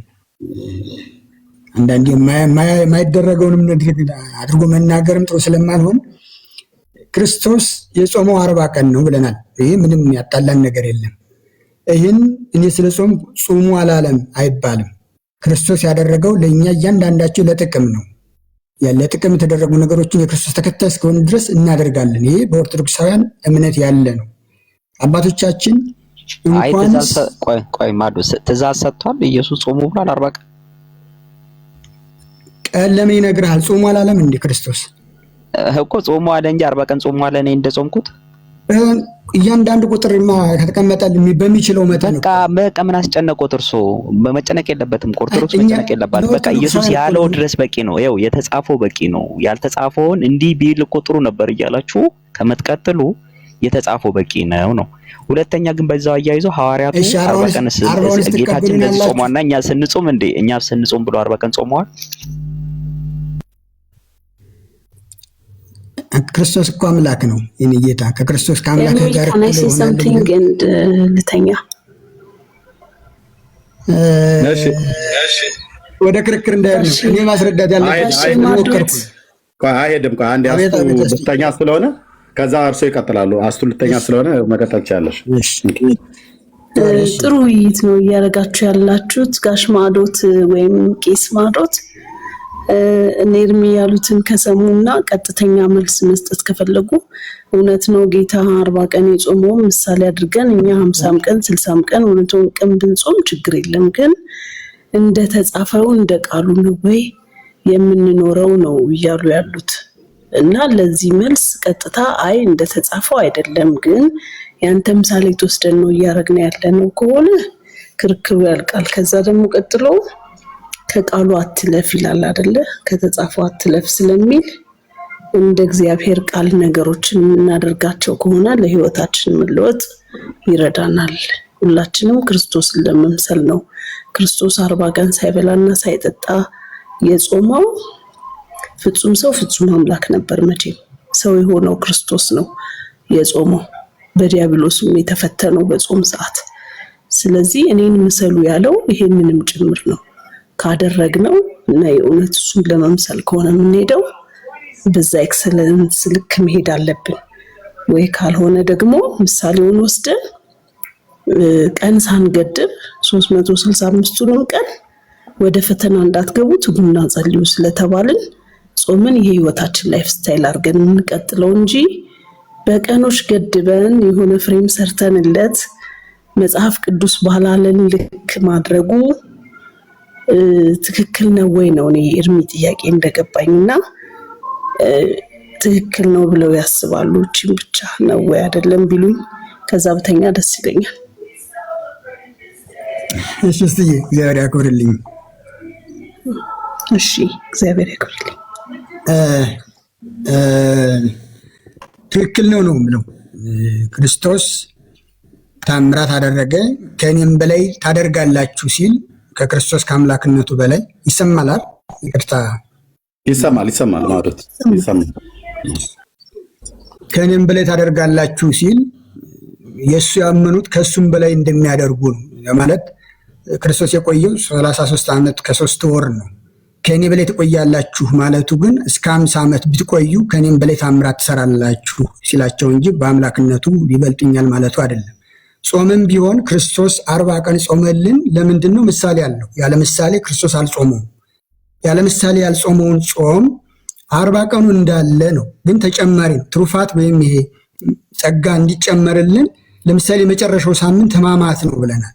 ሕማማትን ትንሣኤን ዝም ብለን ከምናከብር ሕማማቱን የምናስብበት ተጨማሪ ቀናት ይጨመሩ ብለው አባቶቻችን የቤተ ክርስቲያን ሊቃውንት ደንግገውልን ስርዓት ቀንና ሰርተው እንኳን ጾም ስግደት ተጨምሮበት የዛን ጊዜ በዘወትር የማይደረጉ ነገሮች ለምሳሌ ቅዳሴ አይቀደስም፣ ሌላም አይደረግም። በዓላት እንኳ ቢኖሩ ስግደት ይሰግዳል ሁልጊዜም ማለት ነው። እስከ ዓርብ 12 ሰዓት ወይም 1 ሰዓት ድረስ ያለው ተጨምሮ ነው። ጾም ስለሆነ ከመብላት መጾም ይሻላል እንጂ መብላት ይሻላል ወይ? እንደ ነውርስ ይታያል ወይ? ይሄ ደግሞ የቤተክርስቲያን የራሷ ሕግ ስለሆነ ወይም ቀኖና ስለሆነ ያስነቅፋታል ወይ? ከቤተክርስቲያን ከቃል ጨመረሽ ይባላል ወይ? ለምሳሌ ቅድም ያነሳሁት ምሳሌ ነው። ከኔ በላይ ትጨምራላችሁ ወይም ከኔ በላይ ታምራት ታደርጋላችሁ ሲል ክርስቶስ ከዚያ በላይ ብናደርግስ ክርስቶስ የሰጠን ይሄን ነው። ለምሳሌ ጾሙ አለ በማቴዎስ 6 ጾሙ ስትጾም እንዲህ አድርግ አለ። ግን ከምን የሚለውን ደግሞ አባቶቻችን ነው የሰሩልን። እሱ ጾሙ ብሎ በደፈናው አስተማረ። አድርጉ ትእዛዝ ከተላለፈ በኋላ እንዴት የሚለውን መተርጎም የሚችሉት ደግሞ ተማሪዎቹ ናቸው። ቀኖናው የሚሰሩት የእሱ ተከታዮች ናቸው። ቤተክርስቲያን ብትጾም ባትጾምም ፈቃዷ የሱ ነው። ዓመቱን ሙሉ የሚጾሙ እኮ አባቶቻችን አሉ በገዳም ዓመቱን ሙሉ ከባለ 50 ውጭ ባለ 50 የትንሣኤ እስከ ጰራቅሊጦስ ወይም እስከ 50 ቀን ያለው እሱ በትንሣኤ ዓርብና ሮብ የማይባላባቸው ናቸው በቤተክርስቲያን ስርዓት። ለምን? ከትንሣኤ በኋላ ድካም የለም፣ መስገድ የለም፣ መጾም የለም። ምክንያቱም ያኔ የመንግስት ሰማያት ወይም የኋለኛው ከምጽአት በኋላ ያለው ስለሚታሰብ አንጾምባቸውም። የዛን ጊዜ እየተገደበውም ለዛ ነው። ከፋሲካ በኋላ ጾም ስለሌለ ዓመቱን ሙሉ አባቶቻችን ይጾማሉ። እኛስ እንደ አቅማችን ጸጋ ወይም እድገት ስለሆነ በጸጋው እያደግን ስለምንሄድ እንዳቅሙ ነው። የ3 ቀን አለኝ ነው የጾም አባታችን ምንድነው ማዕዶት ማለት ከጌታ ቀደም የጠቀሱት ዮሐንስ ወንጌል ምዕራፍ 14 ከኔ በላይ ታረጋላችሁ ያለው ከጌታ የተሻለ ተአምር የሚያደርግ ሰው አለ ማለቱ ነው ወይስ ከእንደገና ደግሞ ጾም 55 ቀን ያደረጋችሁት ከኢየሱስ የተሻለ መጾማችሁ ነው? በዛ ጥቅስ መሰረት ታካችሁ አይደለም። እና ለምን የጠቀሱት ማይሆን ጥቅስን የጠቀሱት በጣም አጉል ማያስኬድ ጥቅስን የጠቀሱት እና አብሮ ያልኩት የክርስቶስን ዮሐንስ 14 ነው። አንተ ያነሳው እኩት ከኔም በላይ ታደርጋላችሁ ሲላቸው አልኩኝ እኮ ተናግሬያለሁ። እድሜያችሁ 70-80 ቢሆን ብዙ በቁጥር ለምሳሌ ሊሆን ይችላል እንጂ በአምላክነቱ የሰራውን ስራ ሊሆን አይችልም። ምራቅን ተፍ ብሎ አይን ከልሙጥ ግንባር እንደሰራ ወይም ዕውሩን እንዳበራለት ሊያደርጉ ይችላሉ ያ በአምላክነቱ ስለሰራው። ግን እድሜያቸው ረዘመ ለምሳሌ ክርስቶስ ካረገ በኋላ ከኔም በላይ ታደርጋላችሁ ሲል በአምላክነቱ እኩል ይሆናሉ ወይም ይበልጡታል ማለት ሳይሆን ነው ያልኩት። አስረግጬ ነው የተናገርኩት። እሱ ከዛ ጋር ማይገናኝ ነው። አያመጡት ያለውት ክርስቶስ ጾሙ ላይ ያመጡት ይኸው ቆዩና ጾሙ ላይ ያመጣው 55 ቀንኛም የተሻለ ብንጾም ብለው ከኢየሱስ የተሻለ ጾም እንደ ጾም ምንም የሚያጎዳው ነገር የለም እኮ እያልኩ ያለሁት ስህተት ነው ሲጀምር ነው። አይ ስህተት ነው። ስህተት ምንድነው የሚሆነው? እሺ ከኢየሱስ በላይ ልትጾሙ አትችሉም። የኢየሱስን እንኳን 40 ቀንና 40 ሌሊት መጾም አትችሉም። 15 ቀን ብንተው 40ውን ብንጾም ትቀበሉናላችሁ? አሁንም እኮ ችግር እኮ ነው። 40ውን አይጾም እያላችሁ እኮ ለዚህ ነው ተታባዙ። ቆይ እሺ እሱን ላስረዳሁት። ቆይ አንዴ ላስረዳሁት። አንደኛ ጾሙ የሚል ትእዛዝ ነው ያለው እንጂ 40 ቀን ጾሙ የሚል የለም። አንድ ሐዋርያትም 40 ቀን ተጾሟልና ቆይ አንዴ አረባ እኮትን አንዴ ቆይ አዳምጡ። ሐዋርያቱም 40 ቀን ጌታችን ጾሟልና 40 ቀን ሲጾም ጴጥሮስን ዮሐንስን ሊያመጡ አይችሉም። በርተሎሜዎስን ሊያመጡ አይችሉም። ፊልጶስን ሊያመጡ አይችሉም።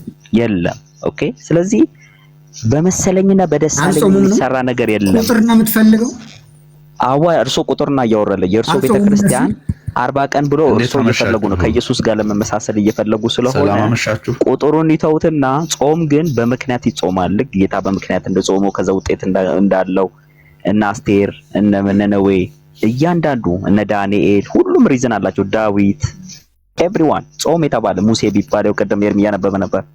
ሪዝን አለ፣ ውጤት አለ። ከዛ እግዚአብሔር ካመጣው ማት ሲከለከል ታያላችሁ። ጌታችን በመንፈስ ቅዱስ ኃይል ጠላት ዲያብሎስን ድል ሲነሳ ያዩታል። እናንተ ምክንያት የላችሁም። በየአመቱ የሚደገም ነው። በየአመቱ ይደገማል። በምን አወቅ? ድግግሞሽ ዘመዶቼ በቃ ለተኛ 1 ደቂቃ ብቻ ልናገር። ጋሽ ማዶት እርሶ ቢቀበሉ ጥሩ ነው። ሶልዬ ደግሞ በቃ በልካቸው ነገራቸው፣ በልዩነት ተስማሙ። ሰላም እደሩ። በጣም ነው የምወዳችሁ። በጣም ድንቅ ነው። በዚህ መሃል ብዙ እውቀት ይተላለፋል እና እግዚአብሔር ይስጣችሁ። እስከ 7 ስላስመሻችሁኝ ደህና ደሩልኝ። ቻው። እሺ ጋሽ ማዶት ተስማሙ። እሺ ሰላም ደሪ። ቴንኪው። አትጥፊ ኤርሚዬ ቻው፣ ወዳለው ካጠፋው ይቅርታ። እኔም እንደዚሁ አስትዬ አላጠፋሽም። ተባረኪ። መልካም ለልጅ። አሜን። እሺ እሺ፣ ባይ። ኦኬ። እንግዳ መጥቷል ይመስለኛል። ማዶ አሁን እንግዳ መጥቷል። አይ ቲንክ እንዳ ኖ አይ እንዳየን የሚባለው ኦርቶዶክሳዊ ወንድም ነው። ምናልባት ሊያግዞት ይመስለኛል። ሰላም ናችሁ እያለ ሰላምታ እየሰጠ ነበር ከስሮት ያለው። እሺ ቀጥል። እሺ እንዴት አመሻችሁ? እግዚአብሔር ይመስገን። ሰላም አመሻችሁ።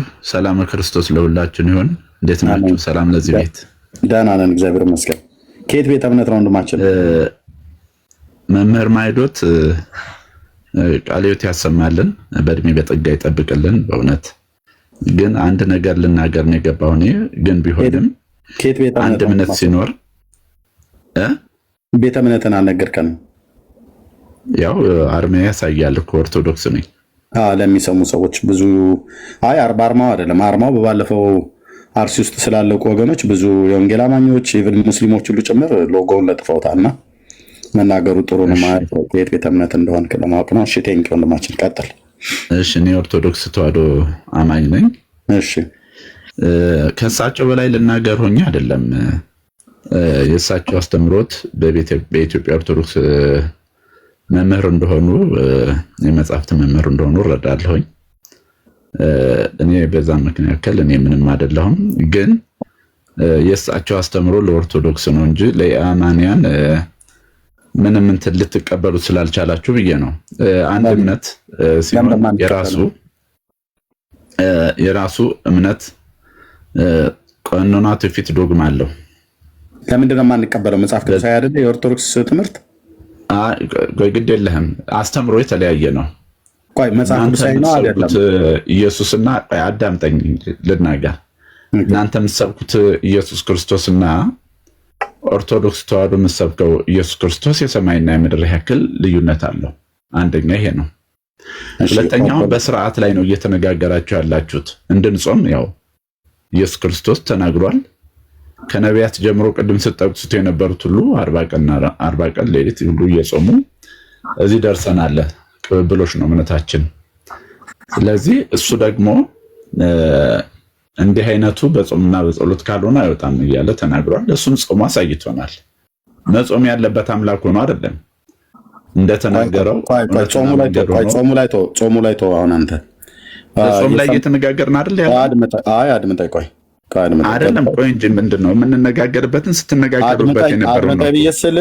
አድምጠኝ ስል ብዬ ስለ አውራ ማለት አይደለም ብራዘር። ኦኬ ታወራለህ። ምንድነው ያልከው? እሳቸው ስለ አጽዋማት ነው የተናገሩት እንጂ ከኛ ጋር መጽሐፍ ቅዱሳዊ የሆነ መሰረትን ጠቅሰው ማለት ነው። ስለዚህ ኢአማንያን ስለሆናችሁ እናንተ አይገባችሁም። ምክንያቱም ማለት ሲጀምር ጅምሩኑ ላይ ጾሙ ላይ ማውራት ሳይሆን መምህር ማዕዶት እንደተናገሩት ጾሙ ላይ ሳይሆን ማውራት ያለብን ነገረ ክርስቶስ ላይ ራሱ ስናወራ እናንተና እኛ የምንሰብከው ክርስቶስ የሰማይና የምድር ያህል ርቀት አለው አልክ። የምድር እውነት ነው። ስለዚህ የሰማይና የምድር ርቀት ያለውን ኢየሱስን በነጥብ ታሳየናለህ። ኦርቶዶክስ የምትሰብከውና እኛ የምንሰብከው ልዩነቱን አሳየን። አንተ አጽዋሙ ላይ አይደለም መናገር ያለብህ። ምክንያቱም ዋናው ላይ ራሱ የሰማይና የምድር ርቀት አለው ማለት ይሄ ማለት ምን ማለት ነው? ሁለት አይነት ኢየሱስ ነው የምንሰብከው እያልክ ነው ይመስለኛል ባልሳሳት። አዎ። ስለዚህ ስሙን በመጥራት ብቻ መክበር የለም እኮ እውነት ሲጠሩት መክበር የለም። አንተ ነው የምታወራው ወንድሜ። እንዲህ የኦርቶዶክሱን ኢየሱስ በነጥብ ንገረን። 3 ነጥቦችን ከፈለክ ንገረን፣ ወይ 4 5 ነጥብም ከፈለክ ንገረን። የእኛን ደግሞ የወንጌላውያኑን ተነግረናል። እዚህ ጋር የኦርቶዶክሱን የምትሰብከውን የሰማይና የምድሩ እሱን ያህል የኦርቶዶክሱን ንገረን በነጥብ። እናንተ የምትሰብኩት ኢየሱስ እና እኛ የምንሰብከው ኢየሱስ ቢያንስ 5። ከዛ የወንጌላውያኑ እኛ ደግሞ የምንሰብከውን ኢየሱስን ተነግረናለን። በቃ ልዩነቱን ካሳየህን ራሱ አንድ ፈውስ አደረክ ማለት ነው። እዚህ ላለ 900 ከበስተኋላም ወደ ስንት ሺህ ህዝብ እየሰማ ስለሆነ ማለት ነው። ይሄንን ንገረን ኢየሱስን ማለት ነው። የእናንተና የእኛ ብለሃል። ኢየሱስ የሰማይና የምድር ርቀት ነው ያለው ብለኸኛል። በላሁን ንገረን፣ የእናንተን ንገረን። ከዛ ደግሞ የእኛን ስትነግረን ልዩነቱ ፍንትው ብሎ ለህዝብ ይታያል። ጋይድ እየጻፍኩ ነው። የእናንተ ምንድን ነው ብላችሁ የምትሉት? ኢየሱስ ማን ነው? ምን ብዬ ልንገርህ? ታውቀዋለህ እኮ አላውቀውም። ታውቀዋለህ የሚባል ነገር ሰፊ ነው። አንተ ነው የምታውቀው። አምስት ነጥቦች የኦርቶዶክስ ኢየሱስ የምትሰብከው 5 ነጥቦችን ይኸው። እኛ ኢየሱስ ክርስቶስ የምንሰብከው ይኸው በዚህ ስትለኝ እጽፋለሁ። አሁን እኮ አንተ ስለ ኢየሱስ ክርስቶስ ላስተምርህ አይደለም እኮ የመጣው። ብራዘርዬ ወንድሜ የመጣው ተናገር እውነቱን የሚባል ፔጅ ላይ ነው።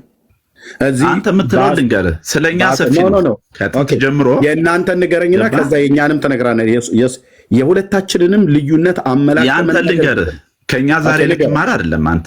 ኦኬ ያንተ ልንገርህ። እሺ ንገረኝ። ጋይድ ያንተ ራሱ ኢየሱስ ክርስቶስን ፍጡር አድርጋችሁ ነው የምታስቡት። አማላይ ትሉታላችሁ። አንድ ፍጡር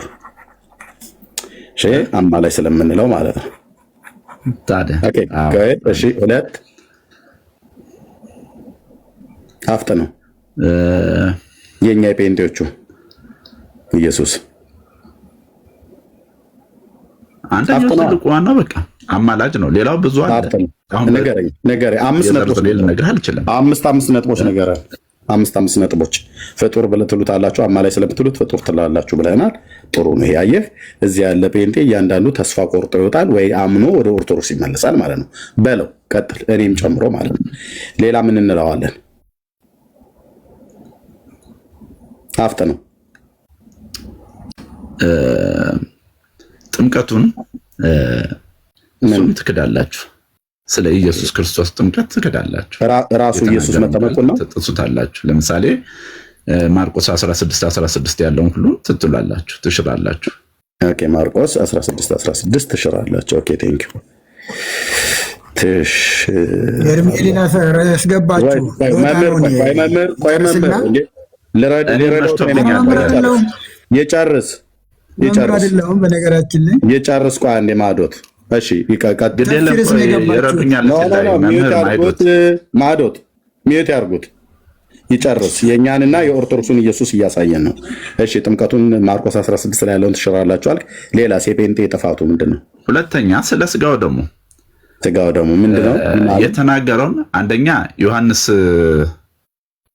6:56 ላይ ያለውን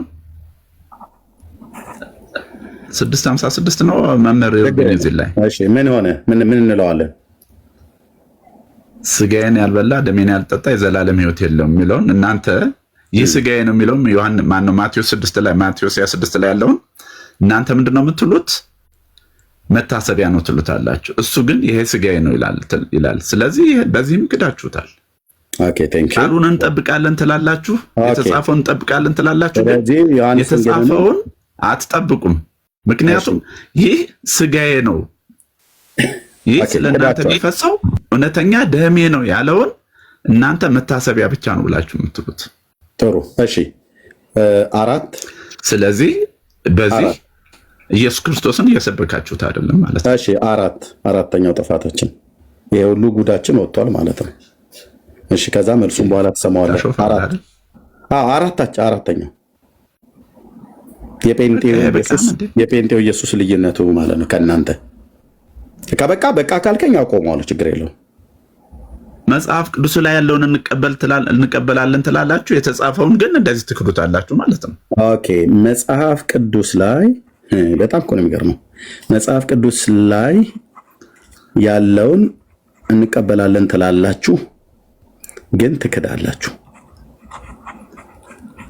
በጣም እኮ ገራሚ ነገር ነው። እያሾፍክ ነው እኮ ያለው። አሁን አንተ እየተመጻደቅ ስማ ብራዘር፣ ልንገርህ አካሄደህ እያየሁት ነው ወንድሜ። አንተ መለኮት አይደለህም። ልብ ብለህ ስማኝ። እኔን የሚዩት ያደረግኩህ አንተ አይደለህም አካሄዴን የምታየው። 1000 ሰው አስቀምጬ ከበስተኋላ 5000 እና 8000 ሰው እየሰማህ አንተ አይደለም አካሄዴን የምትመዝነው። ነጥብ ለመያዝ ብለህ አሁን አንተ እየተመጻደቅ ነው። ነጥብ ለመያዝ ነው እንደዚህ የምትሆነው። በእውነት ላይ በትክክል ለምን አትወራም? የጴንጤዎቹን ስህተት 5ኛውን ንገረኝ ወንድሜ፣ 5ኛውን ንገረኝ እና ከዛ መምህር ማይዶት ይሰሙኛል። የለህም አይደል ወንድሜ? እየሰማ ነው። ማይዶትን ተዋቸው። አንዴ ልንገራቸው። ምኑን ነው የምትነግራቸው? በእሪያዎች መካከል አይጣሉ አባቴ አንተ እኮ ሪያው እኮ አንተ ነህ። ሪያው አንተ ነህ።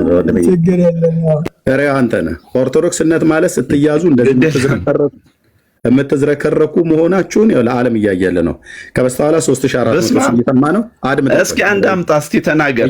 እየተደማመጥን ማዶትዬ ሪያዎችን አንተው ራሱ የሪያ ኑሮ እየኖርክ የእግዚአብሔርን ሕዝብ በከንቱ ትከሳለህ። ግን ምን አልክ? እኔ የወንጌል አማኝ ነኝ። ኦኬ፣ እዚህ ያለን ጴንጤዎች ነን። የእኛን ስህተት ላሳይ ብለህ ጀመርክ። ገና አንድ ተናግረ ማለት ጀመርክ፣ እንደምታቃስት ሴት ማለት ነው። ምክንያቱስ በውሸት ላይ የተመሰረተ ነገር ስለምታወራ። አምስተኛ አልጠቀስክም። ኦኬ፣ ልቶ አራቱን ጠቅሳል። ቴንኪው።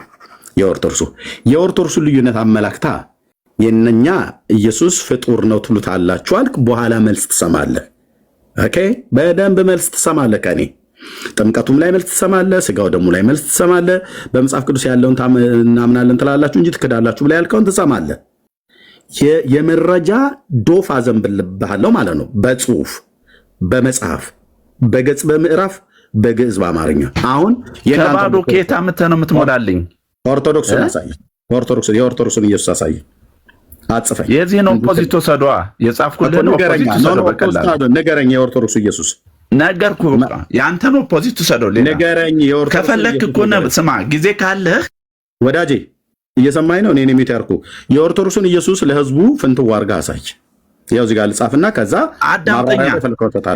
ከፈለክ አልኩ ከፈለክ ስለ እግዚአብሔር ባሪያት፣ ስለ እግዚአብሔር ህልውና፣ ስለ አንድነቱ፣ ስለ ሶስትነቱ ፈትፍቼ ማጉረስ እችላለሁ። አጉርሰና ታዲያ ይሄ ወይን አምስት ስለ ምስጢረ ስጋዊ ብትል ወንድሜ አስቀድሞ ወደ ዓለም ከዓለም ወንድሜ እዚህ ተጠይቀህ እያልክ ስማ ልንገር። ለምንድን ነው ሚውት የምታደርገኝ? ዝም ብለህ ብቻ እኔ ነኝ ያልኩ። ስለማትሰሙ ነው ሚውት የማደርገህ። ከሰማኸኝ እንደ ተግባቦት ማለት ነው። ከሰማኸኝ ለምን አታዳምጠኝም እኮ? እየተደማመጠን እኮ አልኩ። እኔ አዳምጠኝ ብዬ ስልህ አትጩህ። ኦርቶዶክሳውያን መጮህ ልማዳችሁ ነው። ወንጌላውያን የምትጠሩትና የምንጠራው ኢየሱስ ሰማይ ከምድር ነው የሚርቀው አልከን ገብተህ። ስለዚህ አጽዋማቱ ላይ መቀጠል የለብንም ከአንተ ጋር ከማዕዶት ጋር አጽዋማቱ ላይ እንደተነጋገር አንተ ኢየሱስ ላይ ጥያቄ አለ ማለት ነው። እኛ የምንሰብከው ኢየሱስ ላይ ጥያቄ አለ ማለት ነው። ከዛስ ንገረን ማን ብዬ ስልህ ፍጡር ነው ትሉታላችሁ፣ ምክንያቱም አማላጅ ብላችሁ ስለምትሉት አልከን። ጻፍኩ። ጥምቀት ላይ ችግር አለባችሁ ማርቆስ 16ን አትቀበሉም አልክ። ጻፍኩ። ስጋው ደግሞ ዮሐንስ ወንጌል ምዕራፍ 6 ቁጥር 56 እና 53 ላይ ይላል። ጻፍኩ። መጽሐፍ ቅዱስ ላይ ያለውን ኢየሱስን እናምናለን ትላላችሁ ግን ትክዱታላችሁ አልክ። ጻፍኩልህ። ስትለቀልቋልን የምናገባኝ አድምጥ። የእኛን እንደዚህ እንዳሳየህን የኦርቶዶክስን ኢየሱስ ደግሞ እዚህ ጋር በነጥብ 4 አሳየንና ልዩነቱን ህዝቡ ይወቀው። ከዛ ማብራሪያው ላይ 10 ደቂቃ አይደለም 15 ደቂቃ ሰጣል ይፈልከውን ትናገራለህ። የእናንተን ንገረን። የእኛን እንደነገርከን የእናንተ ስማን ትሉታላችሁ። ጋሄድ ስማ። በዚህ በ5 ነጥብ የሚገደብ አይደለም። ገደለ በአራቱ ያልከው አንደኛ ስማ ልንገርህ። ኦርቶዶክስ ማን ተላዋች እኮ ልንገርህ። ስማ አዳምጠህ ልናገር ከፈለክ አልኩ። ድህረ ዓለም ማለት ወይ ዓለም ከመፈጠሩ በፊት ዓለም ከተፈጠረ በኋላ እስከሚወለድ ድረስ ከተወለደም በኋላ ያለውን ነገር ልነግርህ እችላለሁ። አንተ የዚችን ኢምንቷንም አታውቃትም። እንዲሁ ዝም ብላችሁ በባዶ ቀፎት እንትን ትላላችሁ። ባዶ ቆርቆሮ ይጮሃል። የትኛውን ልንገርህ? ከምኑ አንስቼ ልንገርህ? ኢየሱስ ክርስቶስ ተጠልቆ የማያልቅ ባህር ነው። ስማ ልንገርህ ስለ ኢየሱስ ክርስቶስ ነቢያትም ሐዋርያትም አስቀድሞ እኔን የሚዩት ያደረኩ ኦርቶዶክስ ማነው? ኢየሱስ ባህር ነው፣ ምንጭ ነው፣ የሚቀዳ ውሃ ነው፣ የሚፈስ ውሃ ነው፣ የሚረጋ ውሃ ነው አትበለኝ። ንገረኝ። ዓለም ሳይፈጠር አስቀድሞ ከኛው ከጴንጤው ኢየሱስ የተለየበትን የእናንተን ንገረኝ። 4 ነጥብ። እዚህ ያላችሁ 1000 ሰው ከበስተኋላ ያላችሁ 8000 ሰው ስሙት። ኦርቶዶክስነት ማለት ዓለም አደባባይ ላይ ወጥቶ መዋረድ፣ ማፈር፣ መዝረክረክ ሆነ። ንገረኝ። የእኛን እንደዚህ ነገርከን 4ቱን ማለት ነው። የእናንተን ልዩነት አመላክትና 4ቱ ንገረና። ስትያዙ የምትጮሁት እናንተ እንጂ ኦርቶዶክስ መልሳታ አታውቅም። ኢየሱስ ክርስቶስ ማለት አምላክ ነው። ስማ ልንገር፣ ጻፍ ልንገር፣ ከፈለክ ጻፍ ልንገር። እሺ እንደዚህ ነው ማስለፈልፋችሁ። ጎን ለጎን አስቀምጬ እንደዚህ ነው ማስለፈልፋችሁ። እርስ በርስ እንኳን አትደማመጡ እኮ። ጻፍ ልንገር፣ ቀጥል፣ ንገረኝ። የእናንተ ኦርቶዶክስን ንገረኝ። ቀሽም ጻፍ ልንገር። this is ኦርቶዶክስነት ማለት ራሱ ይሄ ሰውየው እንደሚሆነው መሳደብ ነው፣ መራገም፣ መጮህ። ኦኬ ይሄ ነው በቃ አመላቸው ከላይ ጀምሮ ባዶ ቆንቆሮ ይንጫጫል። ተናገር፣ ልጻፈው፣ ተናገር። ኢየሱስ ክርስቶስ አምላክም ነው ሰውም ነው። ፍጹም አምላክ ፍጹም ሰው ነው። አምላክ ሰው ነው ማለት ተማር፣ በዚያውም ተማር። እሺ ሌላስ? በዛውም ተማር። እሺ ሌላስ? ቀጥላ። ሌላስ? ሁለት ኢየሱስ ክርስቶስ የነበረብንን የዕዳ በደል በመስቀል ላይ የደመሰሰልን በደሙ ዓለምን ያጠበ የቀደሰ ብቸኛ አምላክ ነው። ጻፈው ካወቀው ይሄንን። ኦኬ ኃጢአታችን የደመሰሰ አምላክ ነው። እሺ ቀጥል። ሌላስ? አምላክ ነው። ሶስተኛም አምላክ ነው። አራተኛም አምላክ ነው። እንዴት ነው የምጽፈው? ያው በቃ በደል ኃጢአታችን የደመሰሰ ረጅም ስለሆነ ያወራኸው ልዩነቱን ልታመላክት አምላክ ነው ብቻ እያልክ ትሄዳለህ። እንዴት እና ታዲያ ምን ልበል? በደል ኃጢአታችን የደመሰሰ ብሎ አድምጠኝ። በደል ኃጢአታችን የደመሰሰ ከድንግል የተወለደ መድኃኒት ነው፣ የዓለም መድኃኒት ነው ያልከኝ ይዤዋለሁ በሱ ውስጥ። ምክንያቱም ያወራኸውን ነገር ሁሉ እዚህ ጋር በፍጹም ልጽፈው አልችልም ስለረዘመ ማለት ነው። ስለዚህ ዮሐንስ 1 ላይ ያለውን ጻፈው። የትኛው ጋር ልጻፍልህ? አስቀድሞ ቃል የነበረ እኮ የቱ ጋር ልጻፍልህ? ስንተኛው ላይ? ሶስተኛው ወይ ሁለተኛው ላይ ወይ አንደኛው ላይ? ስለማታውቅ እኮ ነው። አሁን ዝርዝር ነገር የኔን አለማወቅ ተው። ግን አሁን እየተመጻደቅ ለተከታዮች ነጥብ ያዝያዝክ እየመሰለ ትሄዳለህ። ጠይቀኝ ከፈለግከው ላይና ላስረዳህ ተንተኝ። የኔን አላዋቂነት ተው። የኔን አላዋቂነት በእውቀት አስጣው። እዚህ አለማደባ አፎ በማንን የምታውቀው ለምንድን ነው መሰለህ? ለሰዎች ይወዲ ናቸው ያልክ ትናገራለህ። ኦርቶዶክስነት ስድብ፣ እርግማን ህይወታችሁን የተቆጣጠረ አንዱ አካል ነው።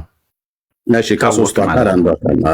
ኦኬ እሱም ቃል ኢየሱስ ክርስቶስ ቃል ይባላል። ቃል አንድ አካል ነው። ወይም ደግሞ ወልደ አብ ችግር የለውም። እሺ አራተኛው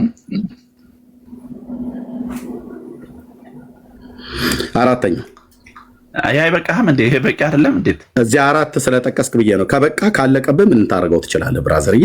አራተኛ ስለሱ ብጠቅስልህ እኮ ብዙ ነው ነገር ያለው። ካላለቀ ከአራቱ አምስቱ ለአንተ ይሄንን ካወቀው ራሱ ይሄን አይደለም አንዱን ብቻ ቃል የሚለውን ካወቀ ራሱ በቂ ነው። ኦኬ እሺ። ስለዚህ የለህም ማለት ሌላ ልታጽፈኝ የምችለው ሌላ የለህም? ይበቃሃል አባቴ። ግን እሺ ይበቃል። ኦርቶዶክስ ሆኖ ብቻ ዓመት ያስወስዳል ለመማር። ይሄን ለማወቅ ኦርቶዶክስ ሆኖ ስለ ኢየሱስ 3 ደቂቃ እንኳን ለመናገር ትንፋሽ የላችሁም። እሺ ኦኬ። አሁን ጥያቄው መልሼ የምጠይቅህ ኢየሱስ ፍጹም አምላክ ፍጹም ሰው ነው አልከኝ። ኦኬ ኢየሱስ በፍጹም ሰውነቱ በፍጹም አምላክነቱ ከድንግል ማርያም ተወልዶ ለበደል ኃጢአታችን ሞተ፣ የኃጢአት ዕዳችንንም ከፈለ ብለህ አልከኝ እዚህ ጋር እና ከሶስቱ አካል አንዱ አካል ነው ብለህ አልከኝ። ይሄን ሶስቱንም ሐሳብ እኛ ወንጌላውያን እናምናዋለን ወይስ አናምነውም? ይሄን ሶስቱንም ያልከውን ኢየሱስ ፍጹም አምላክ ፍጹም ሰው መሆኑን እና በፍጹም አምላክ የሆነው ጌታ ፍጹም ሰውነትን ገንዘቡ አድርጎ ከቅድስት ድንግል ማርያም በስጋና በደም ልደት ተወልዶ የሰውን ተፈጥሯዊ ባህሪ ገንዘቡ አድርጎ እንደተወለደ ለበደል ኃጢአታችን እንደሞተ ከሞትም በሶስተኛው ቀን በቅዱሳት መጽሐፍት እንደተጻፈ እንደተነሳ በስሙ ንስሐና የኃጢአት ይቅርታ እንደተገኘ የኃጢአት ዕዳችን እንደከፈለ እንደዚሁም ከሶስቱ አካላት ከአብና ወልድ ከአብና ከመንፈስ ቅዱስ የተለየ አካል እንዳለው የሥላሴ ሁለተኛ አካል እንደሆነ እናምናለን። ወይስ አራተኛ ልጨምር ልጻፍ? ይቅርታ አይ ኖ አራተኛ ልጨምር ልጻፍ? ኖ እያስታወስክ ቴክስት እየመጣልህ አይደለም። ይበቃል ብለኸኛል። ይበቃል። አሁን ይሄንን እኛ እናምናለን አናምንም ነው ጥያቄው። ጎሄድ እኛ እናምነው ወንጌላውያን እኛ ይሄንን አሁን አንተ ያልከውን እናምነዋለን ወይስ አናምነውም? ሁሉ የሚጽፉት ባዶች ቀፎች ዝም ብሎ ይንጫጫሉ። ምንም እምነት የሌላቸው በፉከራ መሰለህ። እንዴት እምነት በማመን ነው? ገባ? ቆንጅዬ በፉከራና በመንጫጫት አይደለም የሚጽፉት ነገር ያቸው። ቆንጅዬ የኦርቶዶክስ ቀፎ ነኝ እያለ ስለ ቀፎነቱ እየተናገረ ነው። ይሄ ቀፎ ማለት ነው። ተናገር ብዬ ስለው ታች ኮሜንት ያነባል። ኦኬ ቀፎ እንየው። አንተው ራሱ ቀፎ ሆነ ሳለህ የምትናገረው አልቆብህ ይበቃል ብለኸኝ ስታበቃ የሚቆረጥ ጠፋ እኮ ከቀፎ ጉዳችሁ ሁሉ እኮ የነቢያቶች የምናችሁ ሁሉ ሚዩት አድርግ። ናይጄሪያ መተት እያሰራችሁ ናይጄሪያ ጋና ብለህ ብትል ማምለጫ የለም ወንድም አለም መታል ደብተራ ውላጅ አሁን ተይዛል ማለት ነው። አድመጠኝ አሁን አድመጠኝ እየተደማመጠን እናወራሽ ለአንተ ላልተማርከው ለባዶ ግድ የለም የተማረ ቢመጣ አልፈራም። እኛ ይሄንን ሶስቱን ያልከውን ወንጌላውያን እናምናለን አናምንም ቀፎች ናቸው። እናት ሚስት ነች ቀፎ እያለች የምትሰድብህ በቤት ውስጥ ደጋገምከው ይሄን ቃል ወንድም ማለት አንተ እኮ ራሱ ቀፎን ካለቀብኝ እኮ አልክ። የሚቆረጥ ጠፋ ከውስጥ አራራፍ በእናትህ ጨምርልሃለሁ ከፈለክ ደፍተር ሞላልሃለሁ። ለዘላለም የማስታረቅን አገልግሎት አድርጓል። ጻፈው ቆንጅዬ ቀፎ ሃይማኖተኛ ቀፎ መሆንን እውቀት ጠፋ። ይህ ስለኛ አራት ተናገርክ ይለያያል። ሰማይ ከምድር እንደሚርቅ ባልሆነህ አልኩህ እኮ አድመጥ ልንገርህ። እኩል አታውራ ጨምርልኝ ብዬ ስልህ ይበቃሃል ብለህ አጽፈኸኛል። ይኸው እየታየ ነው። ኦኬ ይበቃሃል አብራራ ብለህ ኦኬ በቃ ማብራራቱ ላይ እንድትሄድ ስማ ልንገርህ። እስቲ ንገረኝ ድህረ ዓለም ያለውን እስኪ አስረዳኝ ብራዘር የመጣው ዓለም ከመፈጠሩ በፊት የነበረውን እስኪ ንገረኝ። ድህረ ዓለም አይባልም። ምን ታስረዳኛለህ አንተ? ድህረ ዓለም አይባልም። እሱ ቅድመ አስረዳኝ። እሱን ብቻ ካስረዳኝ ለእኔ በቂ ነው። ትንትና አድርገህ ታስረዳኝ አንተ። እሱ ሚዩት አድርጋ ታዲያ ይህንን ካስረዳኝ እሺ ሚዩት አድርግ። ተው ቅድመ ዓለሙንና ድህረ ዓለም ያለው ትንትና አድርገህ ላስረዳህ። ሚዩት አድርግ። አንደበተን ያዝ። ድህረ ዓለም እንኳን ይመልስልህ ኤርሚዬ። መጀመሪያ ግን ያኛውን ይመልስልህ። የሶስት የዘረዘራቸው እኛ እንደማንቀበል እነዚህን እናምናለን አናምንም። እሱ ሳይመልስ እንዳትሄድ። ቴንክ ዩ። ይሄንን እኛ እናምናለን አናምንም። ይሄን ያልነው ጴንጤዎች ያምናሉ አያምኑ? ይሄን እዚህ ጋር የተደረደርከው ፍጹም አምላክ አምናለሁ ካልክ እስቲ አንድ ባንድ እስኪ አስረዳኝ። አንተ እናምናለን ወይ አሳምናለን? ግለጽና ንገረኝ። እኔ ማመኔን ወይ አለማመኔን በኋላ እነግርሃለሁ። ጴንጤውን በሙሉ ወክዬ እነግርሃለሁ። አንተ ግን እኛ እናምናለን አናምንም? አንተ ባለህ መረዳት እኔ ገለጽኩልህ እኮ ንገረኝ እስኪ አንተ ተንትነህ። አሁን አንተ እንደዚህ እያደረጋችሁ ነው። የተግባቦት ሕግ ታውቃለህ ወንድሜ፣ የተግባቦት ሕግ ታውቃለህ። ይህንን እኛ እናምናለን አናምንም በአንተ መረዳት ንገረንና ከዛ እኔ አይ ተሳስተሃል መረዳትህ። ለምሳሌ ታምናላችሁ ብለህ ካልከን አይ አናምንም ብዬ ልነግርህ እችላለሁ። ወይ ደግሞ አይ አታምኑም ብለህ ካልከን እናምናለን ብዬ በኋላ አስረዳለሁ። ተግባቦት አታውቅም እንዴ? ዓለም ሚዲያ ላይ እኮ ነው ያለው። ተግባቦት ሕግ አታውቅም ከሰው ጋር። ይህንን ቃል እናምነዋለን አናምንም በአንተ መረዳት ሰው እንዲህ እዚህን ያክል ይሄ እየተረበሸ ያለው ምዕመናችሁን ህዝባችሁን ለመያዝ ስትል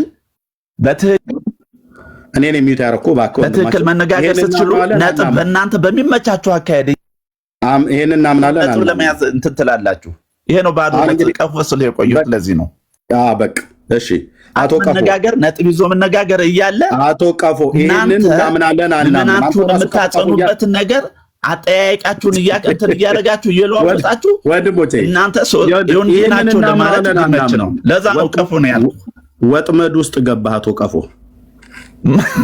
ወጥመድ። ኧረ በእናትህ ተው። አንድ ልንገርህ እስቲ ቃል በቃል አምጣና እስቲ ጀምርና እንዲህ ብለህ ንገረኝ። አሁን እንደዚህ አታምንም ብያለሁ። ሚዩት አድርግ በቃ እኔ አሁን ልንገርህ። ከዚህ በኋላ ሚዩት አድርግ ልንገርህ። አንተ አልመልስም ብለሃል። ሚዩት አድርግ። ኦኬ ሚዩት አድርገው። ወንድሜ አቶ ቀፎ ስላልክ ራስን የምታወራው ስላለ እንግዲህ በዚህ ቃል አንተ ቀሽም አትሳደብ። አይ ራስህ እኮ ስላልክ ነው ወንድሜ። ቀፎ መሆንን ምንም የሚቆረጥ ነገር እኮ ጠፋህ ወንድም ማለት ስለ ክርስቶስ ተናገር የእናንተም ብዬ ስለ ኦርቶዶክሱን አለቀብህ። ስለዚህ ቀፎ አልክ ገና ቀደም። ስለዚህ አቶ ቀፎ ብሎ የሚል የቅጽል ስም ሰጠው ማለት ነው። ካጠፋው መልስልሃለሁ። ኦኬ አንተ ሆነ ቀፎ ብለህ በቀፎ ጨረስከው እኮ በሙሉ። ቀፎ ብሎ የሚለውን ቃል ከመጠቀም ለምን ስለ ጌታ ስለ ኢየሱስ ክርስቶስ አትናገርም? የኦርቶዶክሱን ኢየሱስ ክርስቶስን እና የጴንጤው ኢየሱስ ክርስቶስ ሰማይ ከምድር እንደሚርቅ ነው የሚርቀው አልከኝ አይደል? እሱ ልዩነት አመላክት ልብዬ ስለ ገና ከዚህ ቀፎ ኤርሚያስ ስንት ቀፎ ጴንጤዎች ቀፎ እያልካል። ስለዚህ አንተ ቆንጅዬ ቀፎ ነህ ማለት ነው። እሺ አዳምጠኝ። እሺ ሚዩት አድርግ። አሁን እኔ ነኝ የምነግርህ። ድህረ ዓለም ንገረኝ ብለኸኛል። ሚዩት አድርግ ወንድም ማለት እንዳትከፍት። ቴንክ ዩ። ክብር ለእግዚአብሔር ይሁን።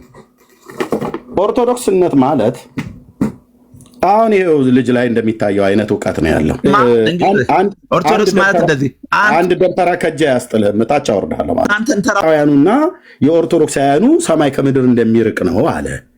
ይህንን ያወራኸው ግን ጴንጤ ቤት መተህ ነው። ኦኬ። ስለዚህ አንዳች የሚቆረጥ ነገር የለህም። ደም ፈልቷል፣ በሽቃችኋል፣ ህዝቡን እያጣችሁት ነው። ህዝቡ ከኦርቶዶክስ ንቅል እያለ እየወጣ ነው። እኛ እንሰብካለን፣ ህዝቡ ጥያቄ እየጠየቀ ነው። ከላይ ጀምረው ከአባቶች ጀምረው ተበሳጭታችኋል። ብፁዕነታቸው ብፁዕ አቡነ ማትያስ 10 ሚሊዮን አማኝ ነው ያጣኑ ብለዋል። ወዴት ሄደ? ወደ ወንጌላውያኑ መጣ ማለት ነው። ኦኬ። ምን ስለሆነ ወደ ወንጌላውያኑ መጣ? ወንጌላውያኑ ወንጌል ይሰብካል።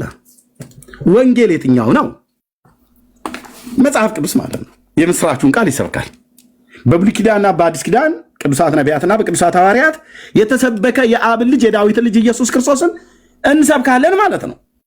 የተጠራሁበት ጥሪ ስለሆነ አንዱ ሰባኪ ነኝ፣ እሰብካለሁ ማለት ነው። ክርስቶስን ከቤልሆር ጽድቁን ከኩነኔ ዓለማዊነትን ከመንፈሳዊነት ለይተን እናሳያለን። በእግዚአብሔር ቃል የእሱን በጎነት እንሰብካለን፣ ቸርነቱን እንሰብካለን፣ አምላክነቱን እንሰብካለን። ቅድመ ዓለም ከአብ የተወለደ ያለ እናት ድህረ ዓለም ከቅድስት ድንግል ማርያም ሰው ሆኖ ለአብርሃምና ለዳዊት ለሁለቱ አባቶች በገባው የተስፋ ቃል መሰረት በዘፍጥረት መጽሐፍ ምዕራፍ 18 ምዕራፍ 18 ላይ እንደተጻፈው ጌታ በገባለት ቃል መሰረት ማለት ነው። 22:18 ዘፍጥረት 22:18 ላይ በተጻፈው ቃል እንደዚሁም በመዝሙረ ዳዊት መዝሙር 132 ቁጥር 11 ላይ በተለይ ለነዛ ለሁለት አባቶች ለአብርሃምና ለዳዊት በገባው የተስፋ ቃል መሰረት በስጋ ከነሱ ክርስቶስ ሰው ሆኖ እንደሚወለድ የተናገረውን የተስፋ ቃል የዘመኑ ፍጻሜ በደረሰ ጊዜ እግዚአብሔር ከሴት የተወለደው ልጁን ላከ ይላል ቅዱስ ጳውሎስ ሐዋርያ።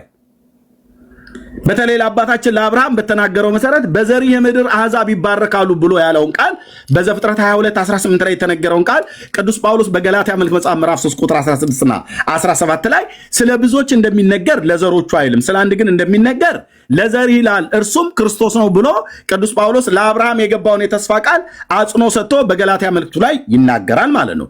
ስለዚህ ጌታችን መድኃኒታችን ኢየሱስ ክርስቶስ ከብዙ ሺህ ዓመት በፊት በባሪያዎቹ በነቢያት አፍ እንደተናገረ ማለት ነው ከብላቴናው ከዳዊት ቤት የመዳን ቀንድ ሆኖ ተነስቷል። ዘካርያስ የመጥምቁ ዮሐንስ አባት እንደተናገረው የእስራኤል ጌታ አምላክ ይባረክ፣ ጎብኝቶ ለሕዝቡ ቤት የሚሰብከው አዎ ዳር ትይዛለህ ብዬ ስልህ መድኃኔዓለም ይፋረደኝ፣ ዳር ነው የምናስይዝህ። ጴንጤን በመሳደብ ዝና ያተረፈ የኦርቶዶክስ ሰባኪ ሁሉ ጥግ ጥግ አስይዘነዋል። ዳር ማለት ነው።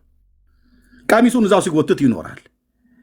ወገኖቼ በዚህ ቤተ ክርስቲያን ላይ ተነስተዋል መናፍቃን ህዝቡን እያሳቱ።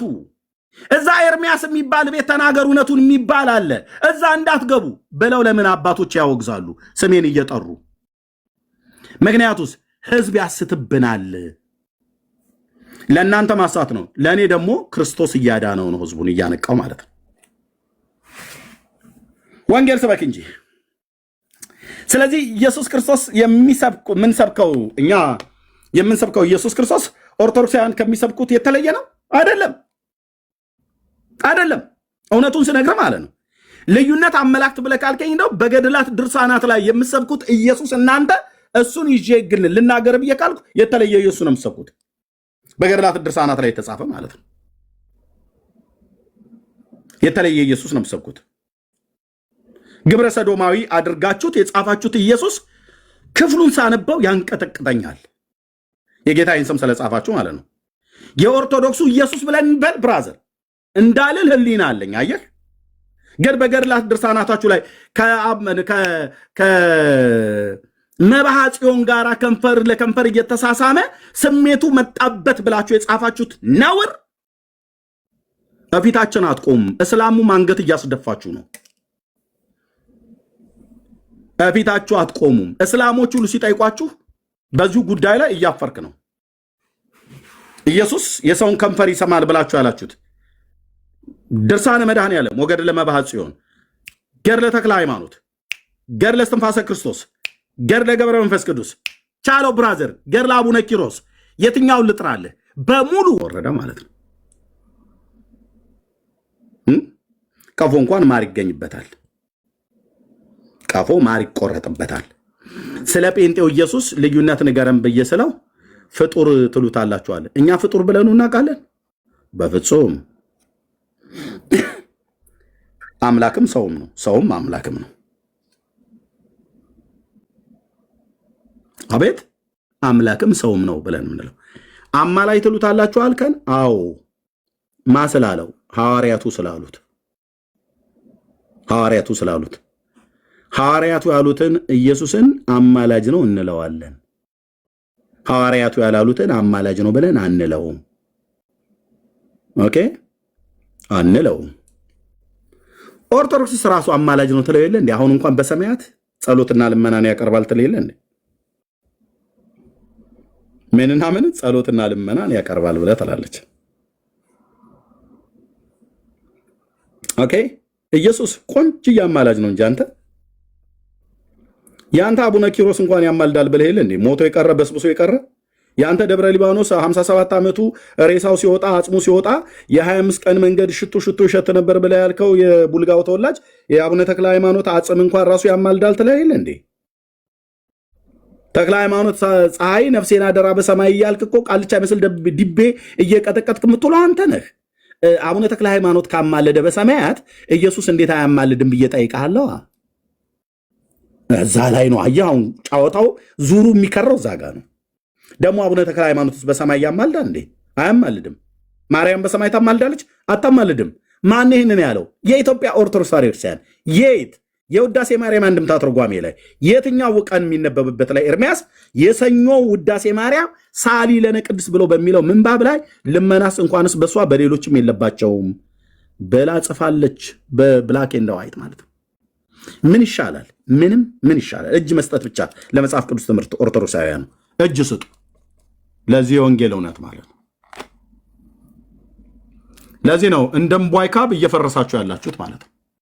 ለዚህ ነው እንደ እምቧይ ካብ እየፈረሳችሁ ያላችሁት። ህዝብ ትቷችሁ እየሄደ ያለው 10 ሚሊዮን አማኝ አጣን እኮ ያሉት 10 ሚሊዮን የግንቦት ርክበ ካህናት ስብሰባ ላይ ብፁዕነታቸው 10 ሚሊዮን አሁን የቅርቡን እኮ ነው ብየምልህ።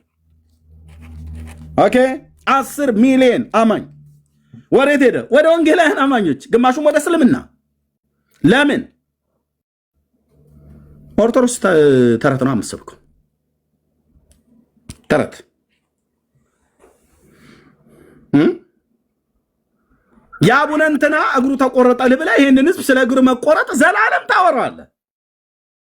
የሞተላቸውን ኢየሱስን ግን አትሰብኩ። ጳውሎስ ግን እኛ ግን የተሰቀለውን ክርስቶስን እንሰብካለን ብሎ እንዳለው አትሰብክም። ቤተክርስቲያን ውስጥ የእንትና እግራቸው ተቆረጠ የአቡነ ተክለ ሃይማኖት፣ የአቡነ ዘርዓ ብሩክ ደግሞ ጠፍራቸው ተነቀለ ትላለህ አንተ። መጽሐፍ እኮ የተጻፈ ነው እየምልህ። ብትሰብኩ ጥፍር ነው፣ ብትሰብኩ እግር ነው፣ ብትሰብኩ መቃብር ነው። መቃብሯን የሳመ ምሬ ምርልሻለሁ ብሏል መድኃኔዓለም ብለህ የቱ ጋ ነው ያለው? መድኃኔዓለም ኢየሱስ ክርስቶስን አይደል መድኃኔዓለም ያልከው? ለማን ነው? የቱ ጋ? ወለተ ጴጥሮስ የምትባል እናታችን ነበረች በአፄ ሱስንዮስ ዘመነ መንግስት። ይገርማችኋል ወገኖቼ፣ በዚህ ቅዱስ ቤተክርስቲያን መኖር እንዴት ደግ መሰላችሁ ብሎ ኦኬ፣ በንጉሥ ሱስንዮስ ዘመን የነበረችዋ እና ከዚህ ከደቡብ ጎንደር ከደብረ ታቦር አካባቢ ወደ ጎጃም ሲወስዳት ቅዱስ ሚካኤል እንዳትጠፋበት ሹሩባዋን ይዞ እየመራት ሄደ። መላእክት ህዝብን ሲመሩ ሹሩባ እየያዙ ነው እንደ አንተዬ እናቶ ሹሩቤ። ይህን ነው ለህዝቡ የምትሰብከው አይደል? ወለተ ጴጥሮስ ቅዱስ ሚካኤል እየመራት እያለ የዟት ሹሩቢያዋን ይዟት ማለት ነው። እንዴት ይሻላል? እዚህ ቤት ያለ መረጃ ወሬ የለም ነው የምልህ። ገድሉን አመጣልሃለሁ። ያው በዚህች ዕለት ታኅሳስ በማተብ 12 ቅዱስ ሚካኤል እናታችንን እቅፍ ድግፍ አድርጎ ከዚህ ከዋልድባ አንስቶ ይገርማችኋል ወደ ጎጃም ቢቸና ያዘዋወራት ቀን ነው። ከእናታችን በረከቷ ያሳትፋችሁና ይላል። ምን በረከት አላትና ምን በረከት አለውና ሰው ብራዘር፣ በያዕቆብ መልእክት ላይ በጎ ስጦታ ፍጹም በረከት ከብርሃናት አባት ከሰማያት ይወርዳሉ ነው የሚለው ያዕቆብ። እቺ አሮጊት ምን በጎ በረከት አላት? በረከቷ ይደርባችሁ ብሎ የሚል አሁን አንተ ላይ የሚያደርብ በረከት ምንድን ነው? የትኛው መልአክ ነው ህዝብን በእንደዚህ አይነት ሹሩባ ይዞ ጉንጉን እየጎነጎነ ሚካኤል እኮ ነው በእጁ ያዛት ለገበያ እንደምትነዳ በግ ማለት ነው። ገድሉን ባነበው እያንዳንዱ ወደ ቤት ትበተናል።